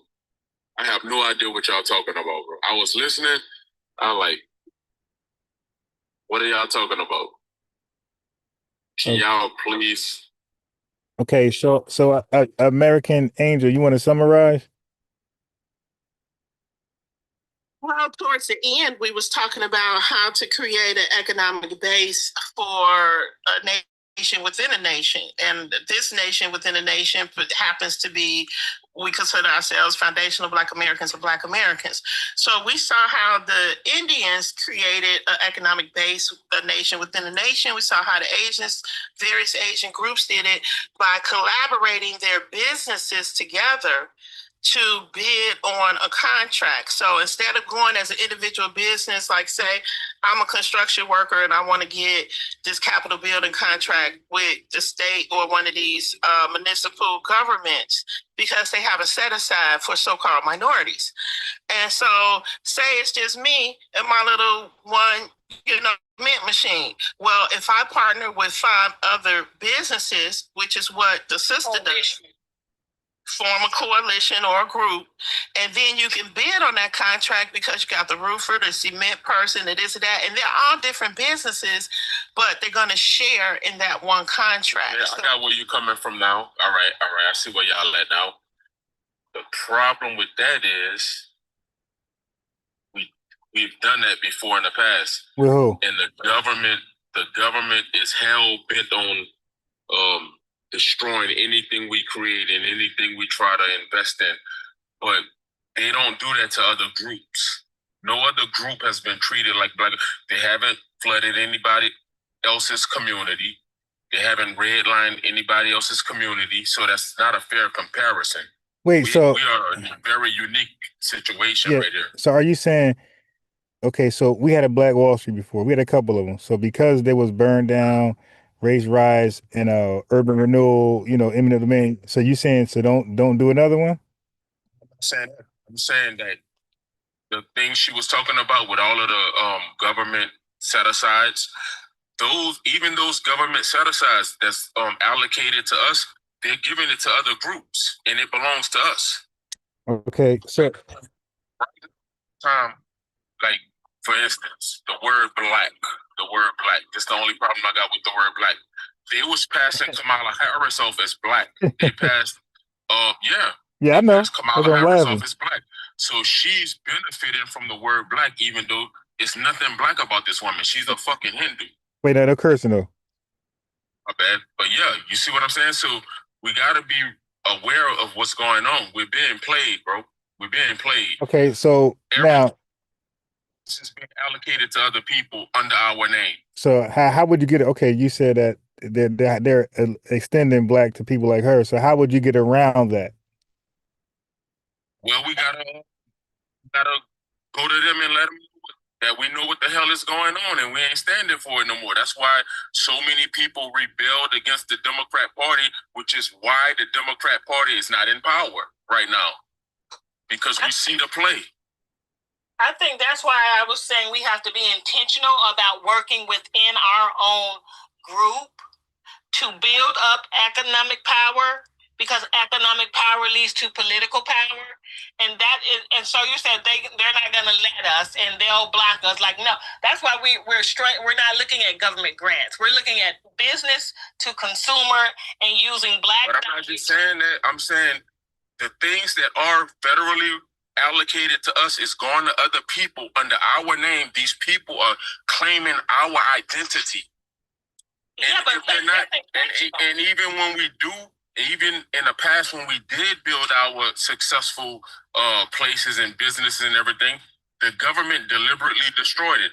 So that's even more things that the government owed us. So we have tons of class action lawsuits against this federal government. So I don't believe in that pull yourself up by the boot. Fuck that. Cursing. action lawsuit against this federal government. Wait, okay, wait, hold on. Wait, just back up. Wait, hold on, just back up a second. So, so do you mean when you say class action? So I think you're using the wrong language. You mean reparations? No, no, no, brother. Reparations was the terminology, not class action lawsuit. Reparations, because there's different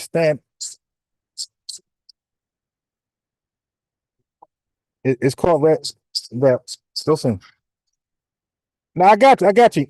I'm just helping you. Hey, bro, I got you. I got you. I'm just helping you with the right terminology. It's called reparations because a civil class action lawsuit has a different it's different proofs for that, right? So reparations, there's no statute of limitations, right? Civil rights, I mean civil suits there are. So like the burden of proof and all that things it shifts with the type of lawsuit you're looking to sue. Reparations. All right, I got you. I agree, but it's called reparations though. Not no, but oh no, I'm not saying you have to be. I'm just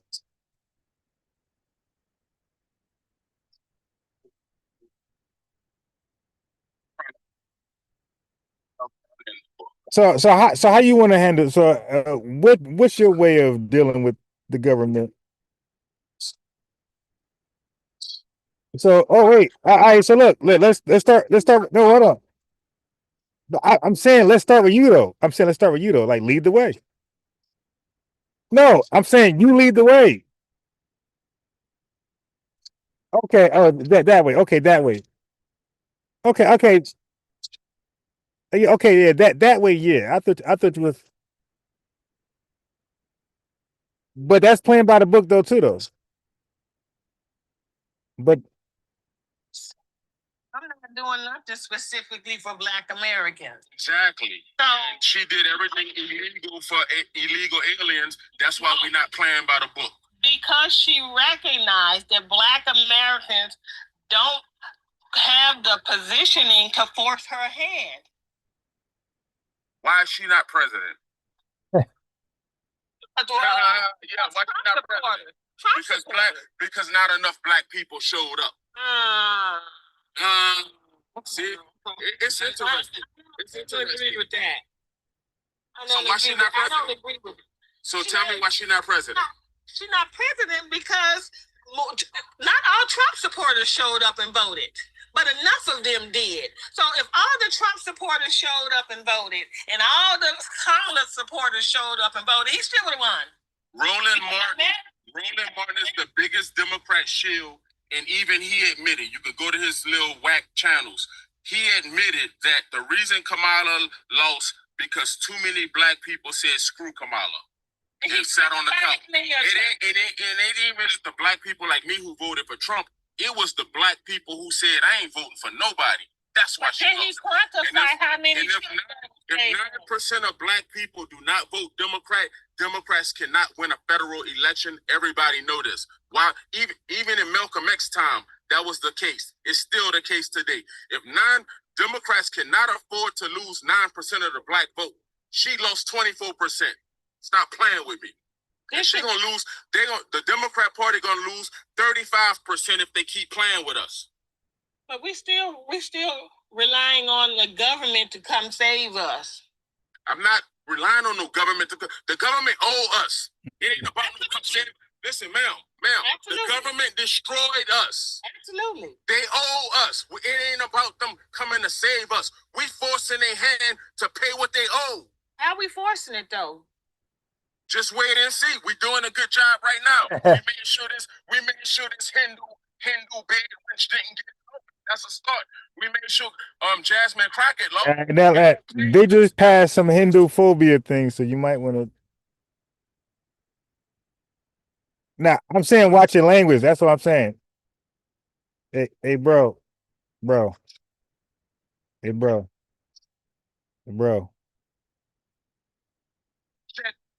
Yeah, but I'm saying just your language. Just watch your language for none. Okay. Okay. I'm gonna drop them down. This is not the crash. Yeah, this is not the crash out hour where you just. I'm saying, my guy, watch your language. Like I just came off a restriction for like 3, 4, 5 days. So I'm shadow banned on YouTube. So I'm like, dude, like I don't want it. Like the message don't go nowhere if we're restricted. You feel me? So all this means nothing. So, but yeah, but he don't want to play the game. He said so. He want to go his route, and that route is ineffective. He said, "Watch and see." We are watching and see. That's why I said, let's start with you. Like you said, Black Alpha did it. Why didn't you do it? See, that's what I was talking about when I talk about the spirit of the ongoing, you know, WAR that's been going on this land. The maybe somebody could come here and say, "Oh, why are you mad at the so and so people?" or "Why are you mad at them?" Because they don't understand this long fight we've been into with this situation to establish ourselves within this construct, within this agreement, as just as sovereign, just as worthy as the other groups that are here. But what the other groups do is constantly push against us. So that's why we find ourselves in these stressful states of constantly every generation scrambling around trying to figure a way out. And yes, we tried the sovereign state, we tried the integration. I mean, come on, I'm half a century, and the people that I work with are almost a century old. We've been through so many attempts, but the best thing that I could say is don't give up. We cannot continue under subjugation. The idea of sovereignty must always be front and present. And if it's not sovereign as sovereign American citizens, then it's going to have to be something else, because people are not going to, just human nature can't stand to be subjugated, and it can't go on forever. Yes. Until we do something, nothing will produce nothing. Right. So, sex all over doing things here and there, and in this organization, that organization, this company, and that company.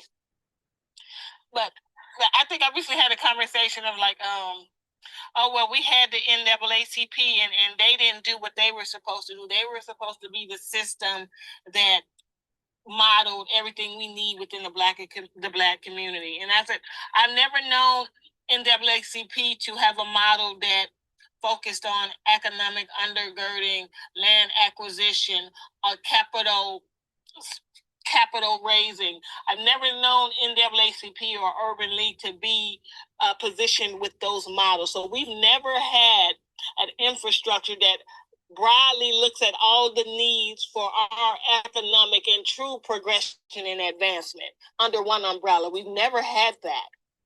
And that's because we don't respect each other as the people we are now. We said something earlier about all migrating to one place. The reason why I don't agree with that is because there are actual real human beings that have a history in the areas they are. I live in Illinois. You're not getting no Southerners out the South. I'm saying that right now. These people been up here for a while. We got in Illinois, we got native Black tribes up here, and they know it. It's native Black people up here too. And if we just recognize these people and say, yeah, those are the Inuit and the Ojibwa, them Wapanam, they not gonna leave their land. I don't care how much you push them New Yorkers, they not gonna leave their land. So look. So now let me say something. So the dude, because I got, y'all got your mission. That's great.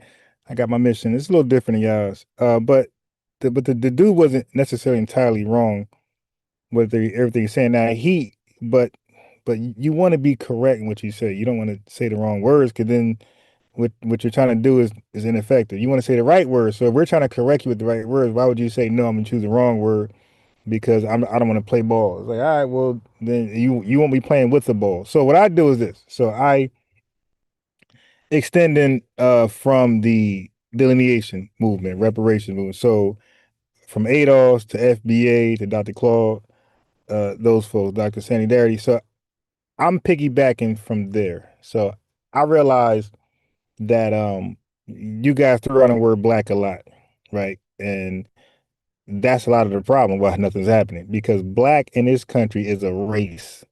In this country, race includes everybody from Africa that comes here, everybody from Haiti, the islands, and plus us, right? So now, racially, you can't get nothing done. So in this country, they want the wordings to be tight and narrow and specific. This is why Yvette Carnell and Tone Talks and Trina, she puts the lineage-based language, very tight, very narrow, very specific.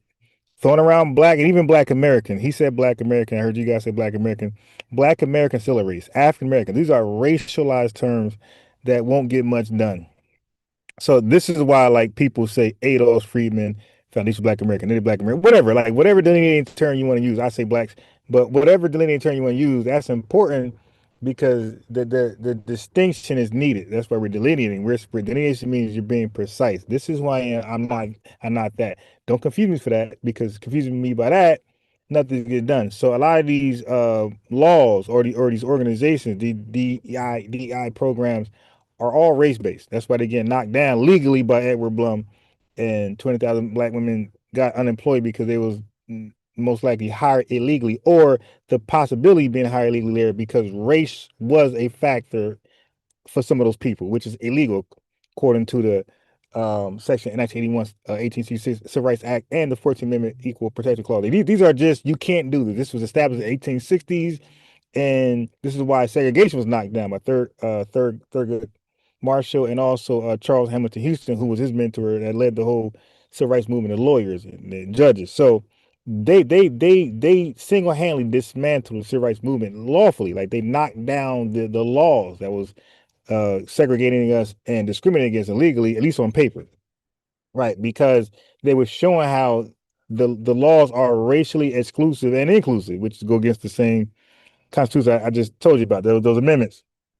So the language got to get right. So when you say a black town, a black state, the question is going to be for who? And you're there. So you can't just say your name. I heard you say name, last name. That's just you. But when you speak about other people, they want to know who other people. And you're gonna have like just a whole bunch of thousand names there, but then they want to know what do you call yourself, right? So that's why we want to form as people call FBA. We know within this group there are other ethnic group, other tribal groups of human beings in this group. So one group is our northern group. Got the Wampanoag and the Limby and the Lenape, and you got the Ojibwa and all of these northern groups. You have your southern groups who have deep roots. The Yamasee, this, that. The people in New Orleans, they're not going to leave their land to go congregate in some big black city. These people are not black, and they know they're not black. They joined the union just like everybody else.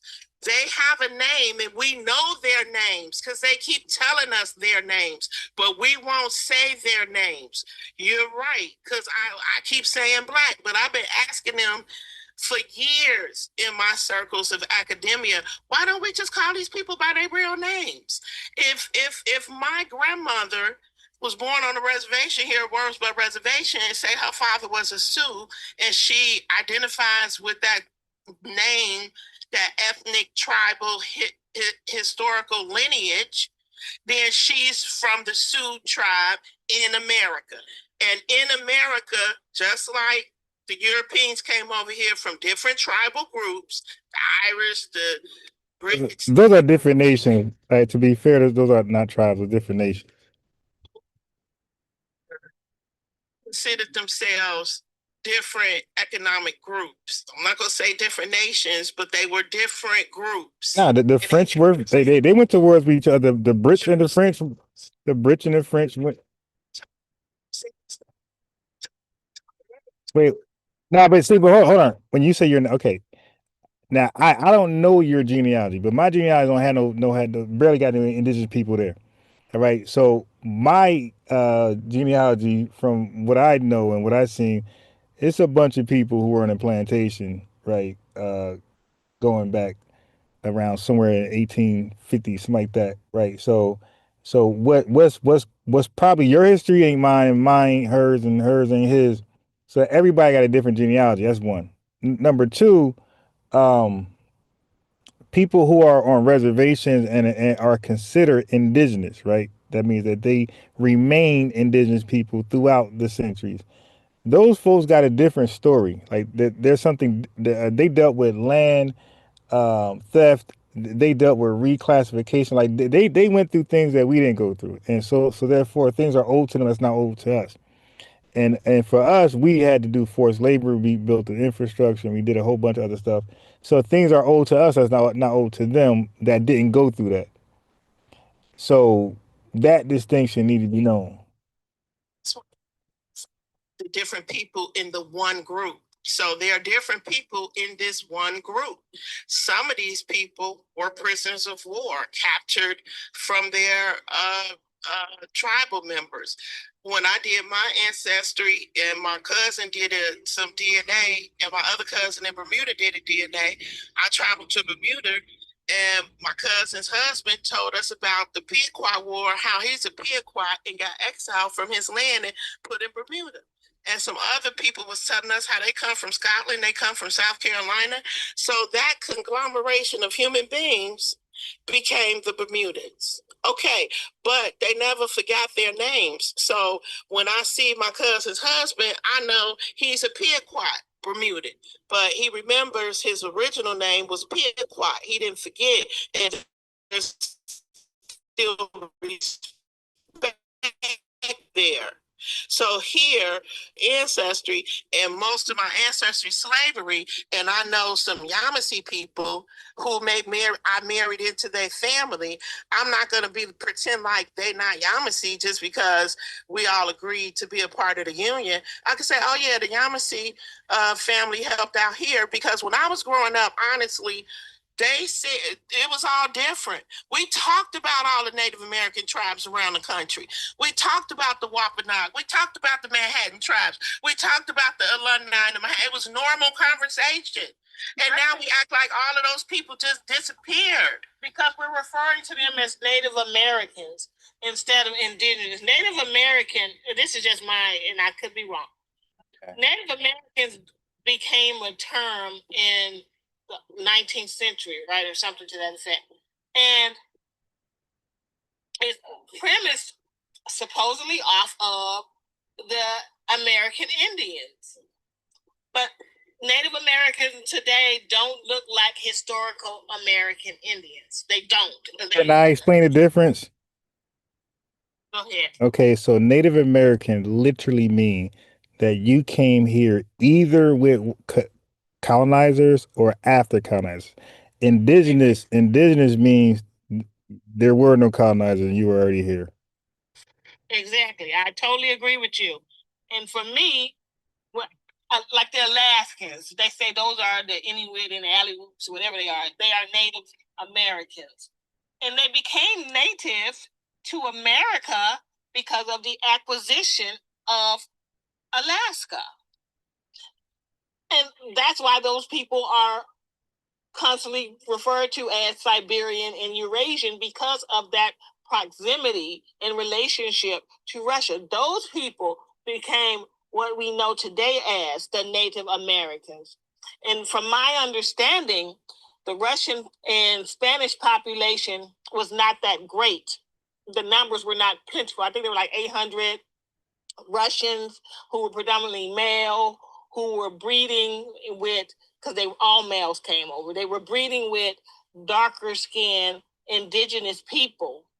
In turn, they were inbreeding furthermore with the Spanish, who were also in Alaska, along with the Russians. So this mix of people culminating over 100 years gave way to what we see as the small number of Native Americans, not because they were killed off. Those weren't the people that were killed. Hey, watch the language. Because of the small number of people who mixed in that area, making them native to the land of America by acquisition. Exactly. And what I'm saying is that we hurt ourselves when we don't say people names, give them their just due. If those people down in that corner of Mississippi are called Yamasee, say, yeah, the Yamasee and the Ojibwa and the Manhattan tribes, we all formed a coalition, a confederacy, like the Iroquois. That was a confederacy of various family groups, human groups that maybe people call tribes, but they were in an economic and social relationship with laws and order. So that got disrupted, but under this FBA title, all I'm saying is that let's acknowledge the names of the other groups that fall under this title, because the Yamasee, the New Orleans tribes, the Ojibwa up here. When I go down to the state of Illinois, they got pictures of Black Native Americans at the state of Illinois building, because those people are the Ojibwa. They admit these people was here. They talk about it in their literature. But because we not in every state and we don't know all the history, and somebody may be in New York, somebody may be in Florida, those are the economic gateways. What do you call them? Ports.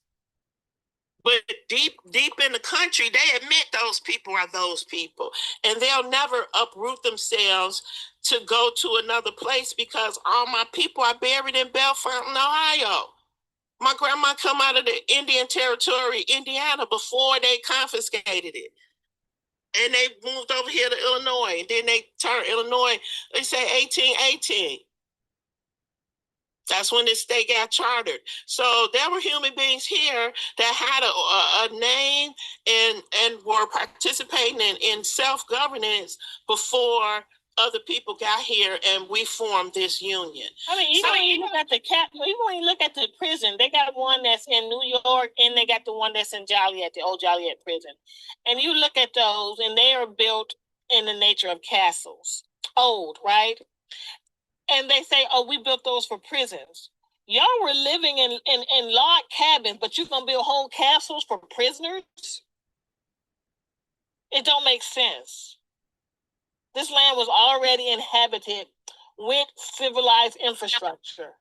And just acknowledging that is not a step backwards, it's a step forward. Now, we don't have to prove it to nobody, but if we just simply acknowledge it and say, yes, within this foundational Black American group, the name of this group is called the Yazoo Confederation, and the Yazoo Confederation fought against the Yamasee Confederation under the Iroquois. That has to come out. So then you'll see how these people ended up where they are and how they so-called lost their names. And giving them their names, their rightful names back is something that we just refuse to do. Because it's become taboo to ascribe. Like they said, we're still in people's lineage, and it's not right to take Native American identity completely separate from the identity of indigenous. But because they want to conflate the two, and it is by design to continue disallowing you from calling them by their names. Because if you call them by their name, like you said, you assign them to landmass. If you assign them to landmass, you take away the great American white lie. Exactly. And that is beautiful. Because my main point always be time and space. Because I'll be arguing with my son, and he'd be like, oh, people all over the world. But what is distinguishing is the time in space and the place you're at. We wasn't in China in 1818. So we didn't come from China because we was right here in Illinois when they formed it. So that tells you something about who we were and where we came from, and who we are today. Even Baptiste supposedly creating the trading post. He was from Haitian, I believe, or something. But who are you trading with? How did you find the need? Well, there had to be a surmountable amount of people here for you to bring these items of value to trade. Who were you trading with?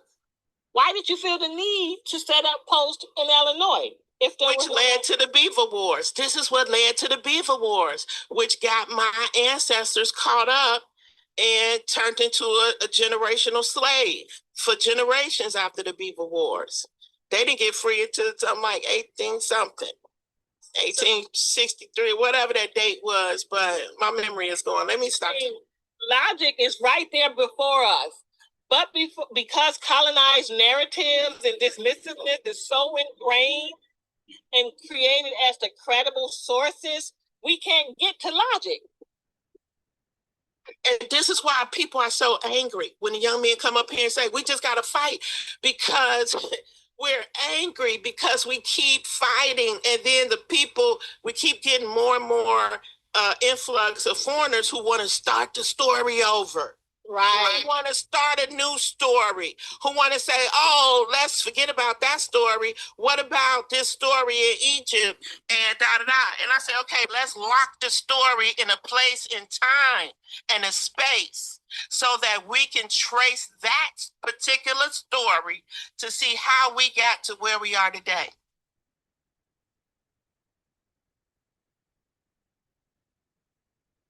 I mean, I get it. Even if you utilize their data sets, there's still information within the data that they make available for you to deduce that this is erroneous information. Just like the 388,000 Africans brought to this land. 388,000 over the tenure of slavery. That does not get us to 4 million slaves being released in 1865. So if you broke down the math by data sets based on how many people came over a span of years versus how many people were female versus how many live births versus how many died in childbirth versus how many died from the brutality of slavery. If you broke down the data sets like that, you would know that the numbers that they give us as facts within the narrative are erroneous. Yes, ma'am. And here's a very interesting fact. I told you I had the paternal and the maternal side. So my maternal side are the Mississippi folk who wasn't a part of the colony because they was in Mississippi and the colony was all the way over there in the 13 colonies. And they were not slaves. So when I go back to my Mississippi ancestors, they were landowners and they were farmers and they weren't slaves. Now, one of my ancestors was a slave, but that was through my mulatto grandmother. So my mulatto grandmother, great-grandmother, had a baby. That's my great-grandmother Lillian, but Saneter, Lillian's mother, married that slave, Jordan Simpson. But her mother was a slave, and she was a mulatto woman. And they came from the colony after the Treaty of 1830. Those white settlers came to Mississippi and they started buying up land and getting stuff. And that's when my ancestors, Moses Phillips and his brothers, bought up a whole bunch of land and got land patents in Mississippi, where the other half of the family moved further west and up to Chicago. That's how we got up here. I can see, I trace back my family to Alabama, and I look at the census records, and there, before it got to Jefferson County, it was I can't remember the name, but it was an Indian named county. And I would see on the census records where the family was saying that they were referencing the Indian county rather than the Jefferson County. And I'm like, okay, if this person was 30 then, he was already here before the treaty was signed and the names were changed. And you know what? I think if we call people names, we'll jog people's memory. And it will anger the other people. It will anger them, but that's the only way to bring back healing. Be like, I know the Yamasee are hurting. They lost the war. I know the Wampanoag are sad. They got and betrayed on Thanksgiving, and the Manhattan tribes and all those people up there that's being crushed in New York. And I know the Seminoles are frustrated they lost their part of the war in Florida and lost all that land and all of that stuff. And you know, New Orleans been holding, oh God, they've been held on from all of the tragedies that they had to suffer. Why don't we just give them their credit? and say, hey, you guys held on. Who doesn't give them that? Who doesn't give them that credit? So like we say, let's give this person a flower. Let's give this person a flower. Let's look at our history. Give us our flowers. Say I'm sorry or whatever we got to do so that we can recognize ourselves as one solid group and stop pretending like people who were here already called the American Indian are not a part of this this group now that's in the United States of America that's called Black America. Well, okay, so ethnogenesis, you heard that word before, right? Yeah, that's what we had. Right. So but you had to be a part of the experience to be part of ethnogenesis. Anybody that's not part of that experience isn't part of that new making of a people. Agreed. Right. So if people and like the experience starts with slavery, so that means like forced labor, like on a plantation, picking cotton, tobacco, rice, sugar, that's the main thing. And then from there, in one of those coal mines and steel mills, railroad tracks, like that hard labor. To slavery, there's a part you missed. First, there was the WAR. What? Okay. Wow. Right, but yeah, but hold on. But I'm just sticking with the ethnogenesis. The ethnogenesis it's a shared experience. So those 384,000 you said brought over here, they collectively were not part of a DWAR. They were completely subjected to work. Right. So I'm saying, so anybody that was thrown in with them, anybody that was forced on the plantation to do some forced labor to like clear the land, literally build the economy of what is known as the United States of America. And anybody who laid the foundation for this country, right? The foundation that built this country, those people over time, and it's little nuances that's there as well. But those people would be considered like one ethnic group. Now, yes, but they do acknowledge their beginning, and that's what the whole 200, that's what the whole celebration is about. Hey, what's interesting? I don't know if y'all remember because I'm a little old, but we used to celebrate Flag Day. I remember when I was at All Hill Gardens, we used to do little parades with our little flags. I got a picture of me. It's so crazy, but there was a patriotic, movement to bring wholeness to this union because we all came from separate parts. That's why they call it a union. So there was a struggle creating this social contract amongst ourselves. So yes, there were different groups that got mushed together, and there were different groups that just worked together. Right. So what I'm saying is this. So what I'm saying is this. Like I told the other guy had to kick off eventually.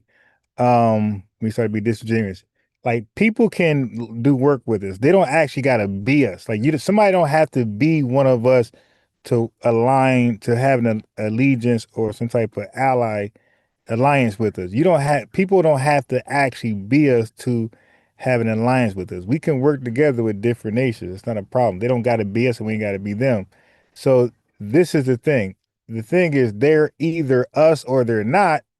And if they're not, we still can work together for the greater good. And if they are with us, then that's a different ball story. But the ethnogenesis is what determines who is actually us and who's not.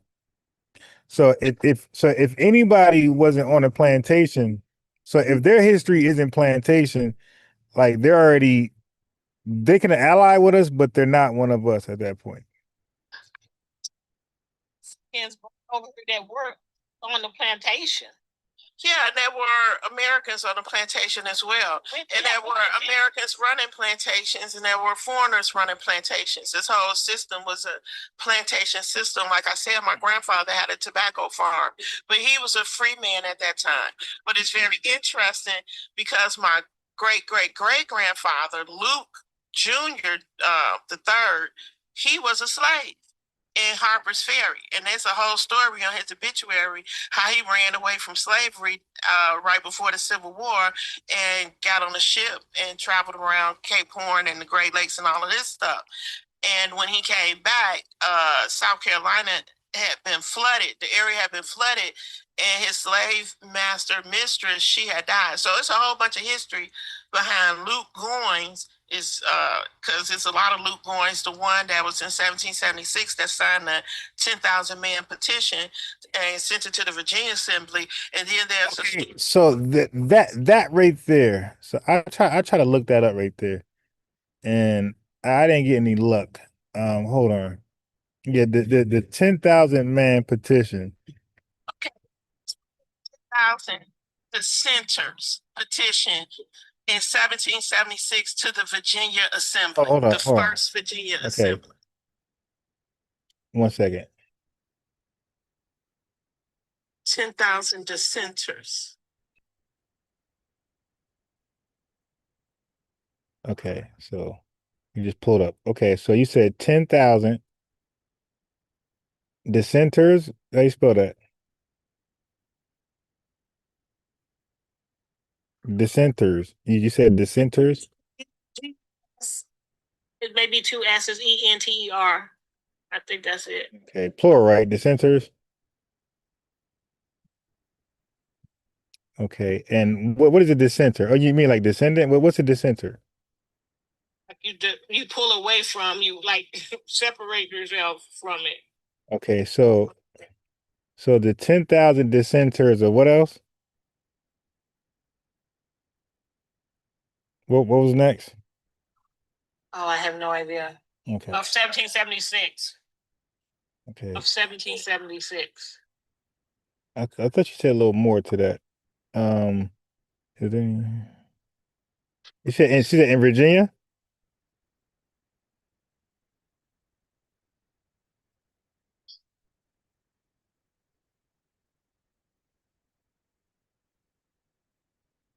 Okay. Now, I would see why indigenous people would want sovereignty. Like, that's why I was asking the questions earlier. Like when you say sovereignty, like words like that, that's familiar words in our inner circle, especially like the conscious community, and then a different nation and government. Like, I would understand why indigenous people would that route, but I don't believe that's a solution right now for Black America. I think we can't even resolve the simple stuff, let alone something as deep as that. But not saying you can't fight for it and argue for it. You still, do the best you can. But I try to be like a little, like me. I'm a proof of concept guy, so I like to start somewhere and then see where that goes, and then add to that and the momentum. It's like the snowball effect. But like when we go big, 1 second, when we go big. Normally, and I'm not saying it's you, but normally when people go big, there's usually nothing there. Like, for example, Marcus Garvey, a scammer, he went big, nothing there. Look at Umar, goes big, nothing there. So when people like dream big and go big and don't want to start small and build up to something big, those lottery ideas usually go nowhere. So if To claim my ancestors' journey. So Luke was in Virginia around the time of the Virginia Assembly, and he signed that petition. It's in a museum in Virginia, the little document.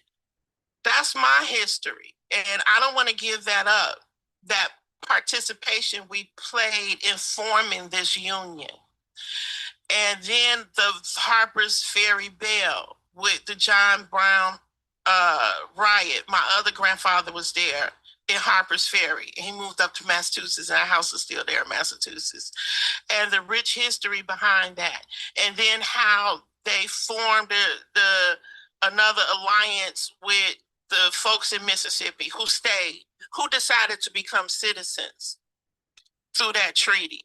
Those are my other part of ancestors, and they decided that in the 1830s. So they wasn't in the 13 colonies like Luke Goines.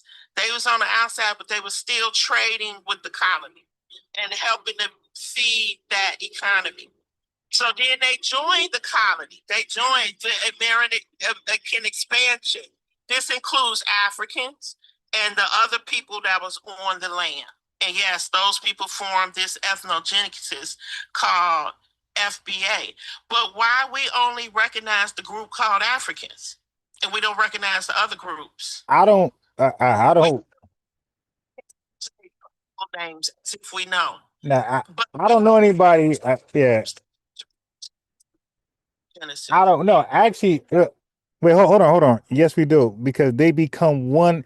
Okay, listen. There's a term I think is heterogeneous in chemistry, right? Where it's like a salad. It's all in one bowl, but you could clearly distinguish the lettuce from the tomato, from the cheese to the dressing, right? That's what you're describing. When we say FBA, we're describing a chemistry term. We're describing a homogeneous mixture, whereas it's possible to say this person, that person. You put the egg, oil, baking powder, or whatever, the cake stuff in there. It's impossible to separate each other once you get to mixing, right? So the ethnogenesis, when it got to mixing, it's impossible to show a distinction from this person, from that person. They're all equally FBA. There's no this person got respect and this person didn't. That's what ethnogenesis is. It's only focused on the inclusion of Africans. I don't. No. Wait, hold on. Wait, hold on. You just made that up. What group of people do that? So FBA is inclusive of the Africans, part of the transatlantic slave trade. It's a mixture of. It's a mixture of.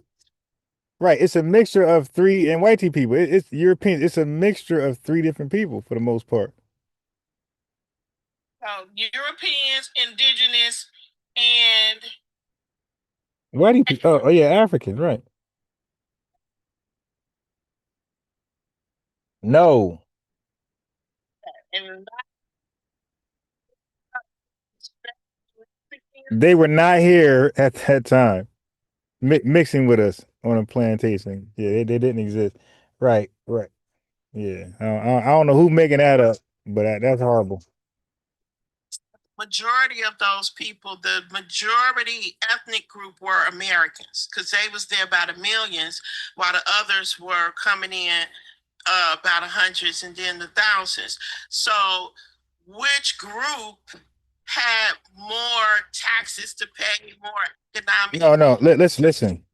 Okay, so once again, you're separating again. Listen, if a person was African and whatever they had got going on before the mixing, the homogenous mix, the ethnogenesis, whatever they had got going on, that's what they got going on. Any indigenous person they got something going on, that's what they got going on. Any European. Once you start mixing, what you got going on became 100% irrelevant. You just inherited a new problem.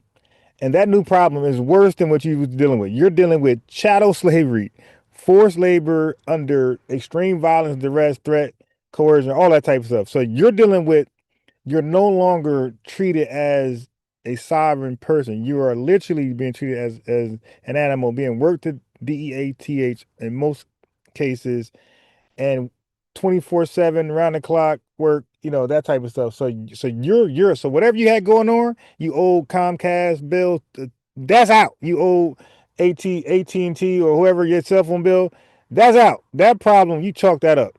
You got a way bigger problem now, and it became a 200-something year problem, and then it became a 400-year problem. So all those past bills you owe the car note, that's gone. You're fighting for you some R. Kelly stuff. I'm fighting for my life. You're fighting no more the phone bill, no more the car bill, the electric bill. You're fighting for your life at this moment. So when you like ADOS, American descendants of slavery, or is it American or African? American. American descendants of slavery. Right. When the narrative and the colonized construct of identifying slavery directly correlates to Africans, which is no, it does not. No, it does not. Right. I don't know if with that right there, I know for a fact you don't understand what an ethnogenesis is. By saying that, yeah, no, I know, I don't. Okay, I'm gonna question you then, because I know you don't, because you wouldn't have made that comment. Okay, so the ethnogenesis, explain. Okay, so let's say this. Let's say if a Scottish man, is a Scottish man, was thrown into slavery right along with us from the inception, 1600s, and he had a descendant family, on and on and on, experienced everything we experienced, and here we are, 2026. Is his line FBA or is he still Scottish?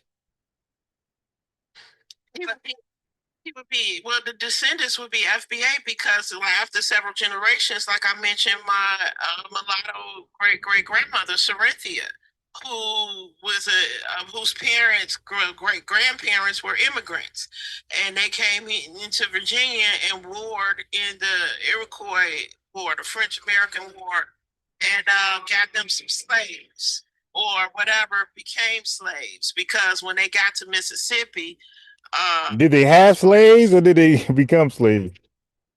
Okay. Yeah, that might be a little issue. Yeah, the language. Okay, okay. Now watch this. What year is this right there? At this point in history, what year is this?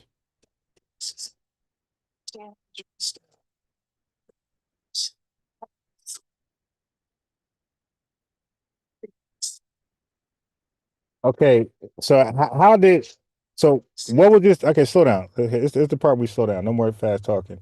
Okay, so what was his status when he was? How was he able to get a slave? What was his status at that time?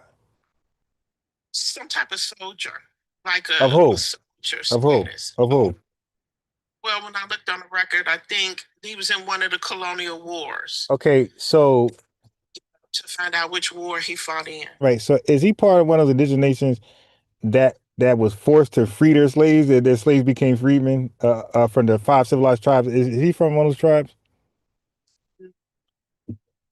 Sure, because that family faded away because only Frances was like an outcast because she was mulatto, and then she went married, you know, somebody, but that was like Yeah, because outcast. I'm trying to figure out. Right, right. Yeah, but I'm trying to figure out how is this man able to own a slave if he's not part of five civilized tribes? That's why I said, what was his status? I know the status of Black Americans who were able to own slaves. So, but if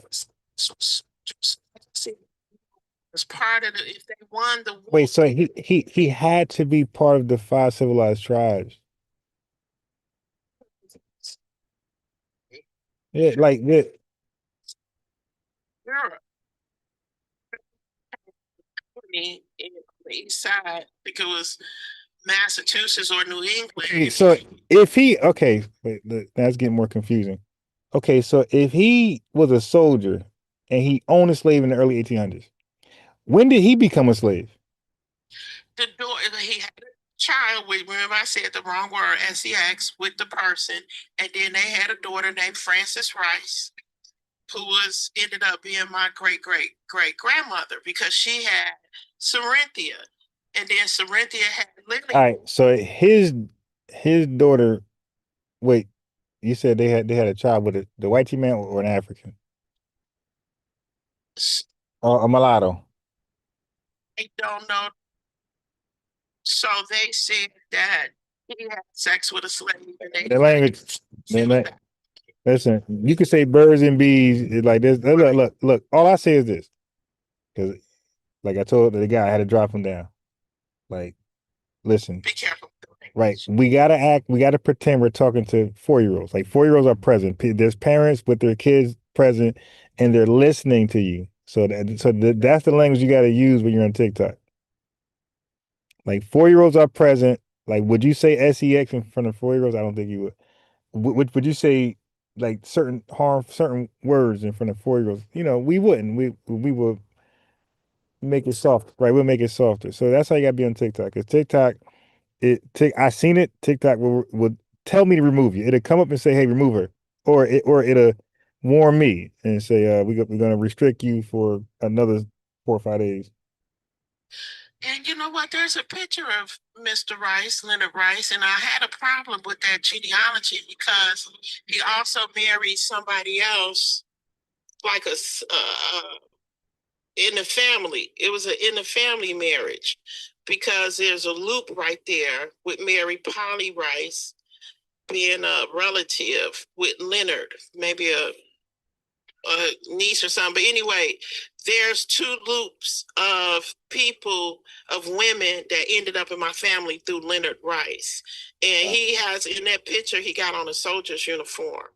Okay, so family lineage to ethnogenesis. I think it got lost in translation. Like in my mind, ethnogenesis would have been how I described the Russians and Spanish and indigenous people mating for over 100 years to output the present day Native Americans. yeah. So if the soldier had a child with a mulatto, and if their children were their children born free or were their children put in slavery? Let's say this: he had a child with a Slav. Okay. So not that created the mulatto. Okay. All right. She was the mulatto. So now, at any point, did any of their descendants ever see a day of slave work, forced labor? Yes, because her mother was and so was she. Okay, when you say Slav, now listen, I'm talking about chattel slavery. I ain't talking about no Russian, Slavian. So you keep hitting me here. So Right. Okay, look. I want to say chattel. So did anybody from that lineage experience chattel slavery? Well, I don't know what other kind it was at that time. Slav slavery. You got Slav. There. Fields in Mississippi, so I don't know what other kind. They weren't domestic. They were in the fields. Look, ma'am. So is that the same thing as the chattel? Ma'am. Yeah, if you're in cotton field. Yeah. Because it was if you was in a cotton field, you was 100% slaves. That's what it was for about 2 centuries. Because that was some of the harshest work that a person can endure. And like unless they were getting paid, that's the only way they wouldn't. If they were getting paid, like I'm sure there's a white man somewhere picking cotton, but if they were getting paid, then no, some type of indentured servant, then no, they wouldn't be foundation. But if it was completely forced labor, it was inherited, like the descendants kept it going, and then because there's a lot of nuance. I did a live earlier, and I talked about the lineage eligibilities, right? So it ain't just so simple, because if that was the case, then Liberians would be considered FBA. They had slaves, like they were direct slaves, like they actually were free from slavery, and then by the ACS and some Quakers, and then sent to Liberia straight from the plantation. So now, but they're not FBA, right? Because of the continuity they didn't experience. So it gets so tricky, but I won't even go that far. That's something we could talk about another day. The eligibilities to one, the complete continuity of the harms, because it didn't end in chattel slavery. Like a lot of people think reparations and lineage things ends with the 13th Amendment. No, it goes on. We mentioned earlier Reconstruction, Jim Crow, redlining, HOLC exclusion, FHA exclusion, New Deal exclusion, GI Bill exclusion. So it goes on. And then you have to maintain your citizenship the whole entire ride. If you lose your citizenship and you have allegiance with a whole other country, like Liberians, it's over. You are now Liberian and you're no longer FBA. But that's a time for another day. But for the most part, let's just go with, if they're picking cotton, just to be safe, most likely they're FBA, right? We're assuming that they fill the other voice, but just start with there. If they're picking cotton, it favors that they were FBA. People associate the terminology of FBA because you're associating it to picking cotton. And then right, because that's literally what slaves did right when they got here. They picked cotton, and cotton became the #1 import export that built the economy. It was alone cotton that made this country a nothing burger to a first world economy. Immediately, it was cotton. Like that's how bad cotton was for us. Like we did our thing with that. It was forced, but it's our work. Like we made it. We built the economy just simply from cotton. We took the at that point some place in Africa was dominating the cotton industry. Our work dominated that, took it from them, and America became the cotton. People got their cotton from America. We replaced them, and America been the cotton guys. Beautiful conversation. I really enjoyed you guys. And Oh yes, yeah. I got grateful for I gotta wake up in an hour and a half. Me too. So Yeah. have a wonderful night. Thank you so much for the opportunity. Yes. I think Peacemaker wanted to ask you a question, sis. Go ahead, Peacemaker. Is he asleep? I think he's slobbing and snoring. Peacemaker. Someone's attending to a car door or something. That's you. I didn't open my car door. I've been in the car all the time. I didn't open it. Peacemaker, you there?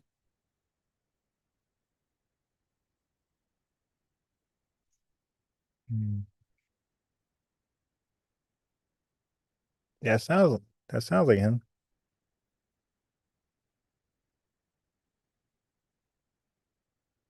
All right.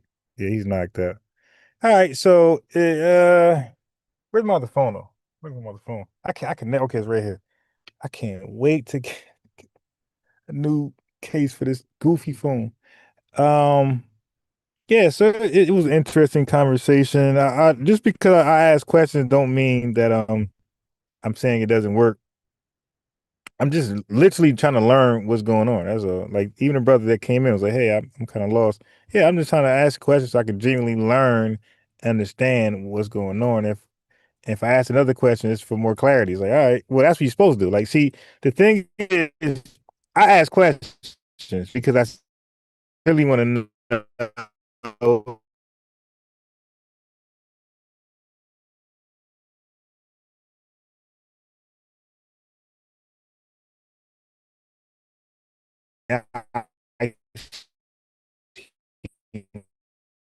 Oh, I've got to tell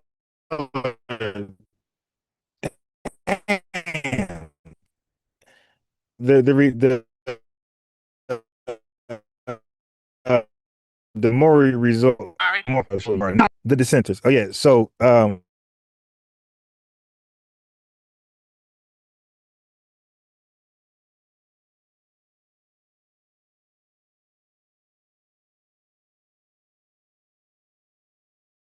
don't know. Maybe somebody was white or white passing. Who knows? But it's unfortunate. We have a complex history. I think the FBA ADOS. I think we absolutely need to have a distinction, especially in today's climate where you have other countries seeking to be part of the reparations dialogue and conversations. Because we share so much in this country, like the minorities and the DEI, and that became compromised because it became all inclusive to women, to gender, to race. So distinctions will need to be made. yeah, let me see if the brother can be heard. If he's Babylon done, is you asleep? That peacemaker. I don't know because that's on the YouTube side. My fault. Like we were so engaged in conversation, I really didn't get a chance to even hear people were on the line, let alone, invite them on. Let alone even invite them more. Yeah, I didn't even know that they were there waiting to get on YouTube. So I think he's knocked out. Knocked out at 2:47 in the morning my time. Yeah, I wish I was knocked out, but I told my coworkers, I said tomorrow's Friday. I said I'm gonna Hey, crash I'm here, out bro. I have to and go figure to out because work, I have to. sleepy as crap. And because you know why? Because in the background, I'm getting some stuff done. I'm a content creator. And I'm always like, my friend is a big time content. It's funny. I work with a guy. Like I said, bro, you the only person I know that go harder than me. Like this guy, if I'm putting money in, like yeah, this guy goes dummy hard in content. He's giving me ideas. Like he's more of a content creator. He don't live stream. But man, the ideas he been giving me, it's been like amazing. So I'm over here, like I just paid for some stuff, because I got some supporters that donate.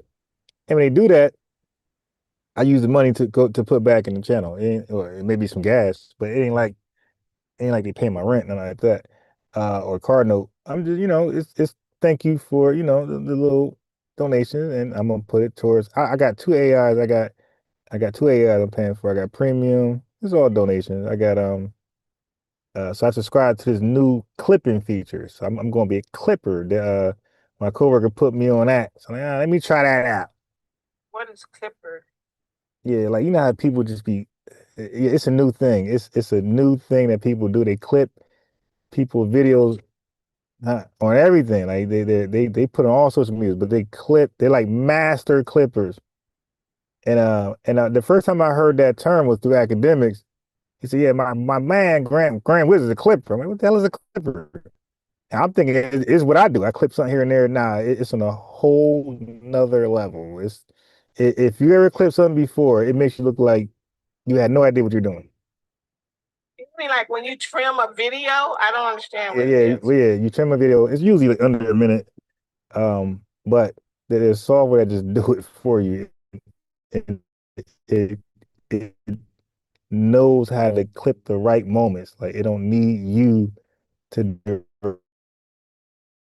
it. Yeah, it's Okay. Well, if you're a content creator, I guess that's a great tool to put out more. yeah, I can wait to play this. That's why I actually sacrificed tonight. I know what's gonna happen tomorrow, so I'm gonna be this crap tomorrow. Hey, Ron, I'm Uh, just making sure. Can going you hear me? to work. I'm gonna be tired as crap. Coming home to my phone. Wait, give me a second. I'm trying to. This Babylon done. I was just making sure you can hear me. Yeah, I can hear you. Let me Okay, bro. give me a chance to switch the computer to the phone. You go if we got another. Nah, you can hear him too. I don't know why the phone just didn't automatically switch. That was weird.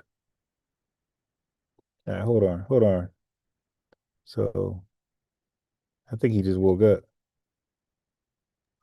Bro, you need to stop saying that. I've been in your chat. I ain't missed a single second of the show. I've been Okay. commenting on everything, correcting you, by the way. All right. Hold on. Well, see, I am tired, so it's possible. But I want to definitely hear these corrections. Hold on. Or okay. Yeah, I want to hear these. 4, 5, 7. All right, let me join for my phone. YouTube for my phone. And we're gonna be about maybe 10 more minutes and we out. All right, okay. So here we are. Join. And I want to hear these corrections. Reclaim host. Hey, remember now, I'm not your memory bank, so I commented in the chat. So my comments on everything I corrected are mainly in the chat. They still there though. No, but I can't read it. I ain't got my reading glasses somewhere. I can't find them. It's over. That's why Yeah, I asked the sisters, like, what's your name? I can't even read their name. this Babylon done, bro. Okay. So what? So you can't remember no correction? No, I can't. I can remember some, bro. Don't come. I'm just letting you know that I'm not your memory bank and that my comments are in the chat. Now it's your fault that you can't read it and you Well, can't pull it I up. mean, then why'd you say it live? Then like people want to No, know. I mean I still got corrections. I can show you one. One you said that foundational Black Americans is based on ethnogenesis, and delineation basically is based on being on a plantation. That's ridiculous. I never said delineation was a plantation thing. We're You delineating said 20. in order to be included in FBA, in order to be a foundational Black American, then that Right. person needs to have been on a plantation, bro. Yeah, And of that's course. just what I Of just course. said. That's just what I just said then. What you talking about? All right, you tripping out a little bit. You got to relax. It's not that type. It's not that serious. No, We're I'm just just saying talking. though. I know your style. I know you talk before, But but you're it's not my style. I've been calm the whole day. I ain't been. yeah. You don't know my style. I've been calm the whole day. Okay. Right. So now. Well, then you don't know me to call me a chimp. Do you want me to call you a monkey? No. But you are, because you're bringing energy that I wasn't even expecting this late in the Okay, so morning. you going ham cheese Wait. So gorilla all right now right. then. So slow down 1 second. Slow down. So you're saying you can be a foundational Black American without experiencing forced chattel slavery? I didn't say nothing. I said you were wrong when you said foundational Black Americans is based on an ethnogenesis, and you basically said that based on being on a plantation, and that's what delineates y'all. So do you want to hear it? No, that's not what I said. I said our ethnogenesis. The word delineate didn't even come out my mouth. I said what delineates y'all? Does bro, the plantation bro, you delineate gotta you? listen to what I said, my guy. I'm running it back for you in real time. Yeah, I'm gonna listen, my girl. Go ahead. Dude, listen, I'm gonna be honest, bro. I'm not about to do this with you. You're not about to get me revved up. I'm gonna tell you what I said. When I say delineation, I'm speaking of 2026, and we did delineate in the 1940s with the Black Power movement. Okay, but that's what we don't talk about. But when I say delineation, is normally from 2016 to 2026. I don't equate plantation slavery 1600s, 1718 to delineation. I don't do that. Okay, so what I said with plantation slavery, I connected that to our ethnogenesis. I said if your ethnogenesis does not begin with plantation slavery, you are not FBA. That's what I said. And I said that's trash. That's wrong. Okay, That's cool. not what I Okay. based it on. Let me tell you what Okay. it's based on. Wait, stop. Wait, no, stop. No, this ain't the. Hey, bro, this ain't that. You gonna talk, or you gonna let somebody else talk? Because you just made your comments. Now I can't Hey, even bro, respond. You because want to make another comment? Yeah, because I got a question for you now. I would like to respond before you ask your question. Though. That's No. silly for you to ask a I question got a question before I for you. respond. I got a question for You you. scared? That's what that is. Go ahead, ask your question. I'm scared of you, the guy who Yeah, can barely go ahead, articulate. ask your question. You got the mumble mouth. Okay, so the F in FBA stands for what? Bro, I'm not finna take your fucking quiz. I already said what it stood for. I already repeated the whole thing. Bye. Okay, Yeah, chipping I out, bet guys. I'm not about Chipping to out, take no guys. quiz. See ya. Chipping out, guys. See ya. Bye, nigga. Yeah. See ya. You see? That's so easy. That's so easy. When people say you can be FBA without chattel slavery, I just simply ask, what does the F stands for in FBA? And once you answer that question, my next question is, how are you foundational without physically building the infrastructure with forced labor? It was forced labor that built it was no indentured service. It was no paid nothing. It was forced round the clock slavery that made us foundational. Because we're foundational to America, the country that the slave masters directed us to build. This ain't from our own architecture. We didn't want to do that. So foundational pre so you were here before the US was formed Right. as an independent. Right. Okay. So if you were a Black freedman, you don't qualify as a foundational Black American. How about this? You said Black freedman, right? Yeah. Wrong words. Freedman is a term, 13th Amendment. So that means so freedman is literally Abraham Lincoln saying he's abolishing slavery. That's when people became freedmen. You're talking about free blacks, right? Okay, free black. Okay, so now it's back to you. Now I'll just answer. Okay, so the term free blacks literally is in the word. You're free from what? You're free from chattel slavery. Right. So the fact that you were part of the chattel slavery thing, that means you helped build the foundation. So you are in the conversation of foundational Black American. You were there, so you're in the conversation. You're not excluded. You're in. Now there's other qualifications, but you're in the conversation. That's my point. You actually physically, or your lineage physically built the foundation. So a free Black woman or man is there. They're not excluded. They're included in the conversation because they physically built the infrastructure.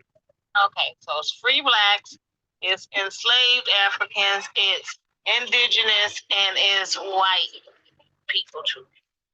They came together. It was the mixing. It was the mixing because it was illegal to like put a white person in chattel slavery. So for the most part, unless some slick stuff happened, for the most part, they were not there with us. So the people that we could confirm that was there with us were indigenous people and Black people. They were definitely certainly there. So now the way the white man got involved is because he used to RAPE the women. Right? Got it. Yeah. Okay. So now she's a mulatto, and then she go back what the sister said earlier, American Angel, that mulatto dates the indigenous guy or the slave master, you know what I mean? And then that's how that gets mixed up. Okay, got it. Shit. Yeah, I stayed up this late. I still ain't get enough done that I was supposed to get done. That's why. Like that just tell you, it's not enough time in the day. I still ain't finished what I was supposed to finish. Okay. Yeah, but well, again, I thank you. Oh, you're welcome. Yeah, I appreciate y'all. Yeah, y'all took the conversation somewhere different, and that's dope because I'm gonna give it a title and re-upload it on YouTube, and people like it. What's your YouTube? Was that the podcast I saw down here in the comments at some point? FBA News and Updates. News teller, something to that. No, it's a FBA News and Updates. What was it, sir? I'm sorry. FBA News and Updates. Oh, the same as your name. Yes. Okay. Yeah, that's it. I'll re-upload it there. YouTube. And I'll probably clip it. Probably have some highlight moments, there where we're going back and forth. Yeah, but the dude, he came with a lot of hostility for what? Like, dude, if you correct me, go ahead. Like, I've been wrong before, but I mean, he came with the smoke with the correction. Like, dude, why you gotta do all that? And then he was wrong. Then he had no idea what he was talking about. But I could tell because he was mush mouth, very hostile. Most likely he wasn't even foundational. Because that's not something that a foundational Black American would even question, right?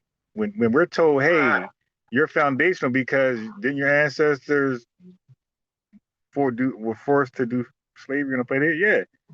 Like, okay. It starts there. Like, what person who's actually of the lineage would question that? Like, nah, the foundation started with ring around a rosy. Like, what? Yeah, we were singing that song, and then we conjured up some evil spirit. Like, all right, dude, knock it. Yeah, you have a lot of people that take offense when you have these conversations around self-identifying in whatever fashion you self-identify. Right, and the thing is, I don't knock that. Okay, look, for me, it starts with, are you from the lineage? Okay, because you got lineage people who call themselves African American still. They don't care. They're not switching over. But what does that mean? Does that mean they're not the lineage? They're the lineage. They just call themselves African American. So like people got the right. If you're from the lineage, if you're not from the lineage, I don't care. None of my business. But if you're from the lineage, you have the right to identify however you want. Now I don't gotta call you that. I ain't gonna say, hey, this African American woman. I'm not doing that.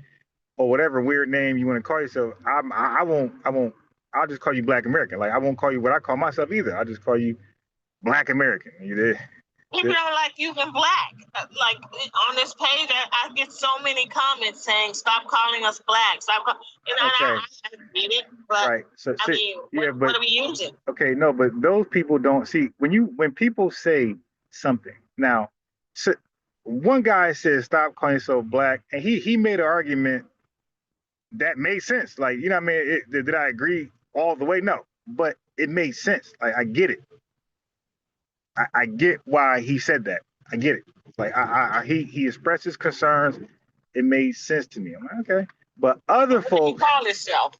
I forgot. But my whole thing is other folks who say stop calling yourself black. They got a false argument. So they'll argue black as a color. They'll do all that foolishness where it's like, yo, that's not how we use it. We use black as a proper noun. But I know they don't know that. So it's more of a teaching moment for them.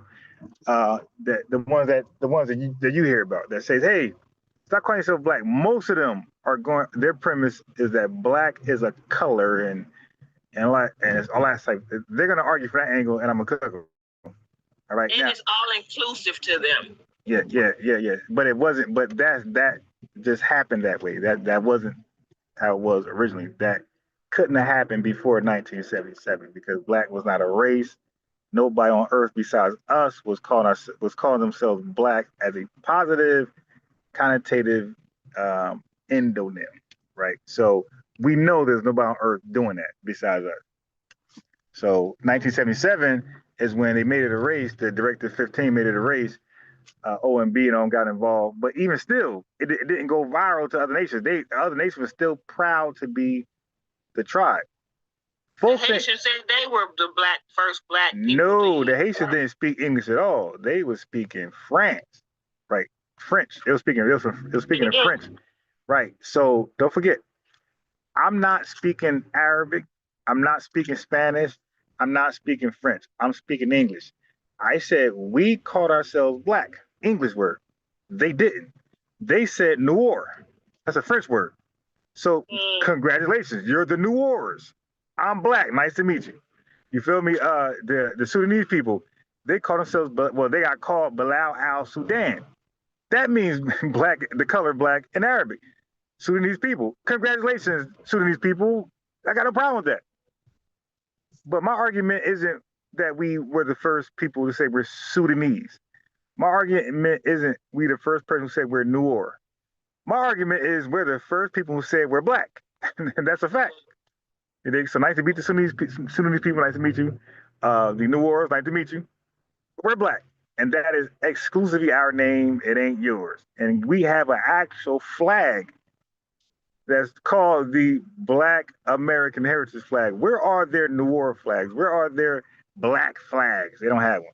Where's their black culture? Where's their black banks? Where's their black dollar? Where's the Noir dollar? No such thing. No such thing as Noir culture. No such thing as Noir vernacular. Because Dessalini immediately said we're Haitian the first chance he got. And he ain't say black. So they have a name, they have an ethnonym, they have an endonym already, and they have a flag that's called that endonym. So and then their economics called the Haitian economics. They're called the Haitian people, Haitian on Haitian crime, first Haitian president. You see, everything is Haitian. So in all ways of this society, they're ethnically Haitian. Right. Nothing about them is even in the war. Nothing about them is in the war. So they couldn't even hold that but too long because that was going in like 10 years.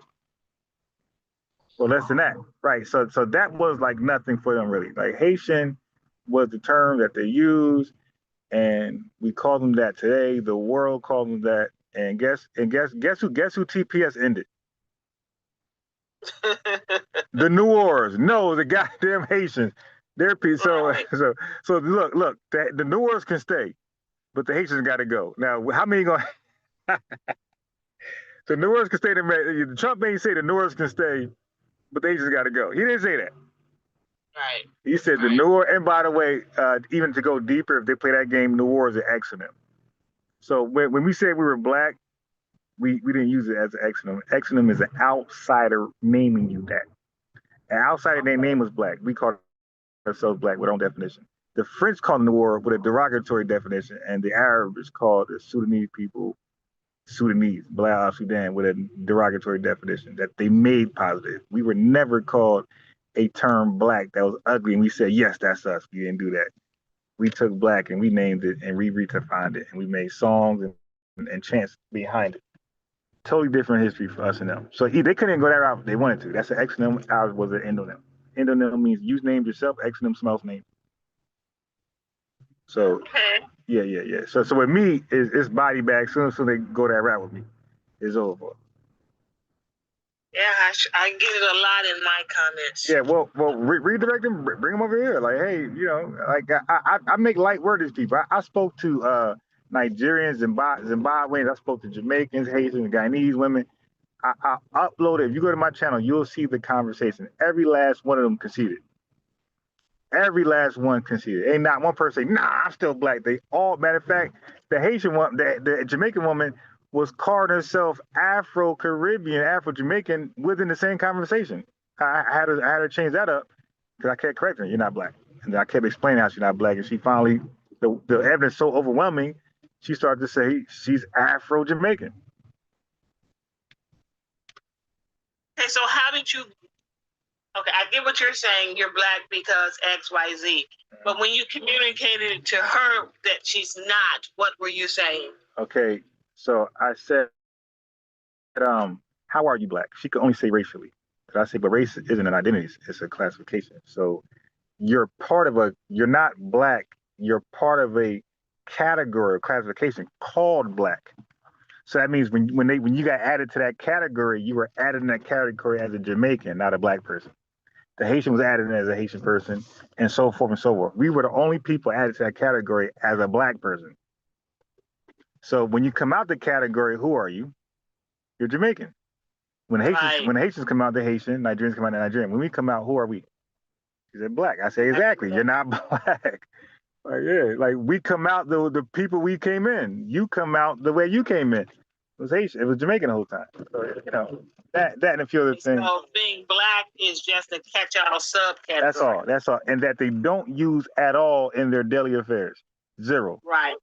They don't say, hey man, look, let's go to the black Jamaican restaurant. Nope, they say Jamaican song, Jamaican culture, all that. The Trinidadian, whatever they want, Carnival, the Caribbean, the word black don't come out their name at all until they got to get some benefits that was intended for us exclusively. Then that's when they fill out that black thing. But they just fill it out. They're just black on paper. They're not black in society. And not even their own society is not black. They're only black on paper. Culturally, when they're in proximity to black culture. Nope, because they don't lead the culture. So you can't, that's like me living in Haiti and all of a sudden I represent Haitian culture. They would never allow me to represent Haitian culture because I'm not Haitian. All I can do is mimic and emulate them and follow them for the next Haitian trend, but I can never lead the way with Haitian culture. They will never respect that, knowing I'm a foundation Black American. So all they can do is be a part of our culture and embrace it, but they can never be the culture. Like, it's in us. So that's why I can go down south and learn real fast what's going on and adapt. I don't stick out. I gotta go to California real fast, Midwest real fast. We do that with each other, right? Hospitality down south, we get along. There's things that we just naturally do because we live that. We have cousins who live that, so we were introduced to it, so it's second nature. When they get around these folks, they stick out like a sore thumb. They say weird stuff because they don't know how to behave, because you're embracing the culture, but you're not the culture, so you're gonna do something weird that's not cultural. And they're gonna say, yo, who man's is this? Even when I gone to Nigeria, I stood out just by standing and being present. Yeah. I'm telling you, and that's exactly. Oops, hold on. I closed the TikTok. Hold on.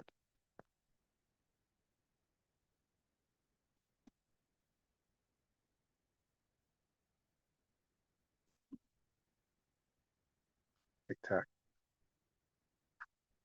Okay, my bad. So I understand that. So I fell off. So you said even when you was in Nigeria, you stood out, right?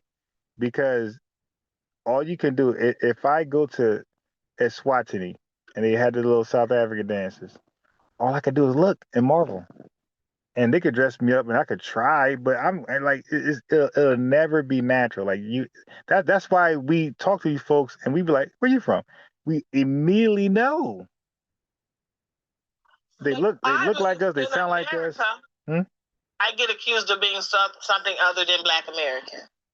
Okay. Oddly, in America, I don't know why, but I get accused of it all the time. I get questions: where are you from? You look, you sound like that. But these people doing the questioning is from where?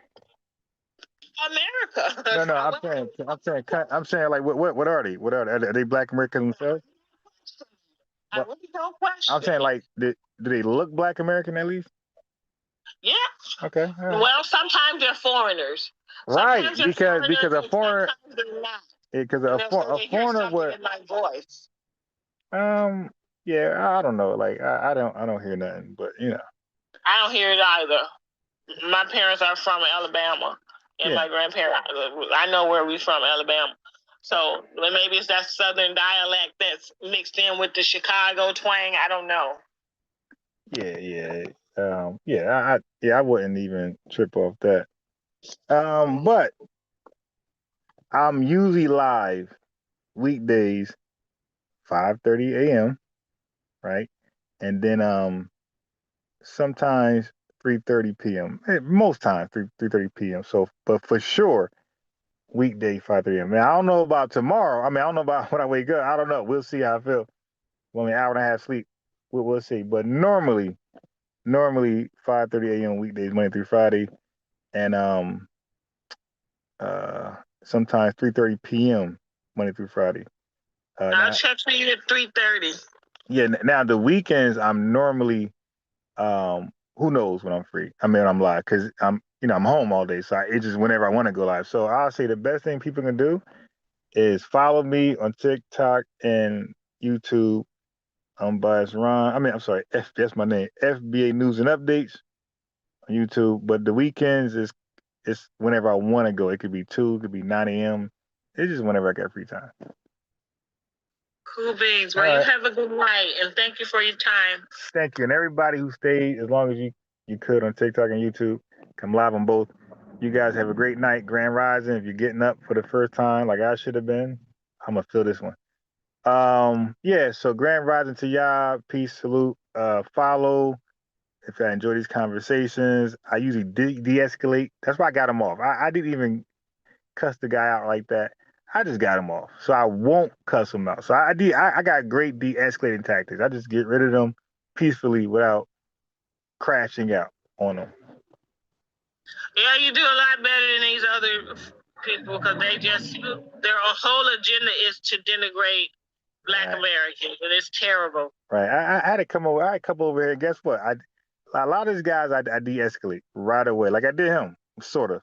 But the other guys, when they come over here with the smoke, it's funny how I disarmed them, but I get them to like stop tripping out and chill out and just talk, so I can just cook them, because I know they're gonna have a bad faith argument, and eventually you're gonna give their bad faith argument, and I'm gonna just beat it up really calmly.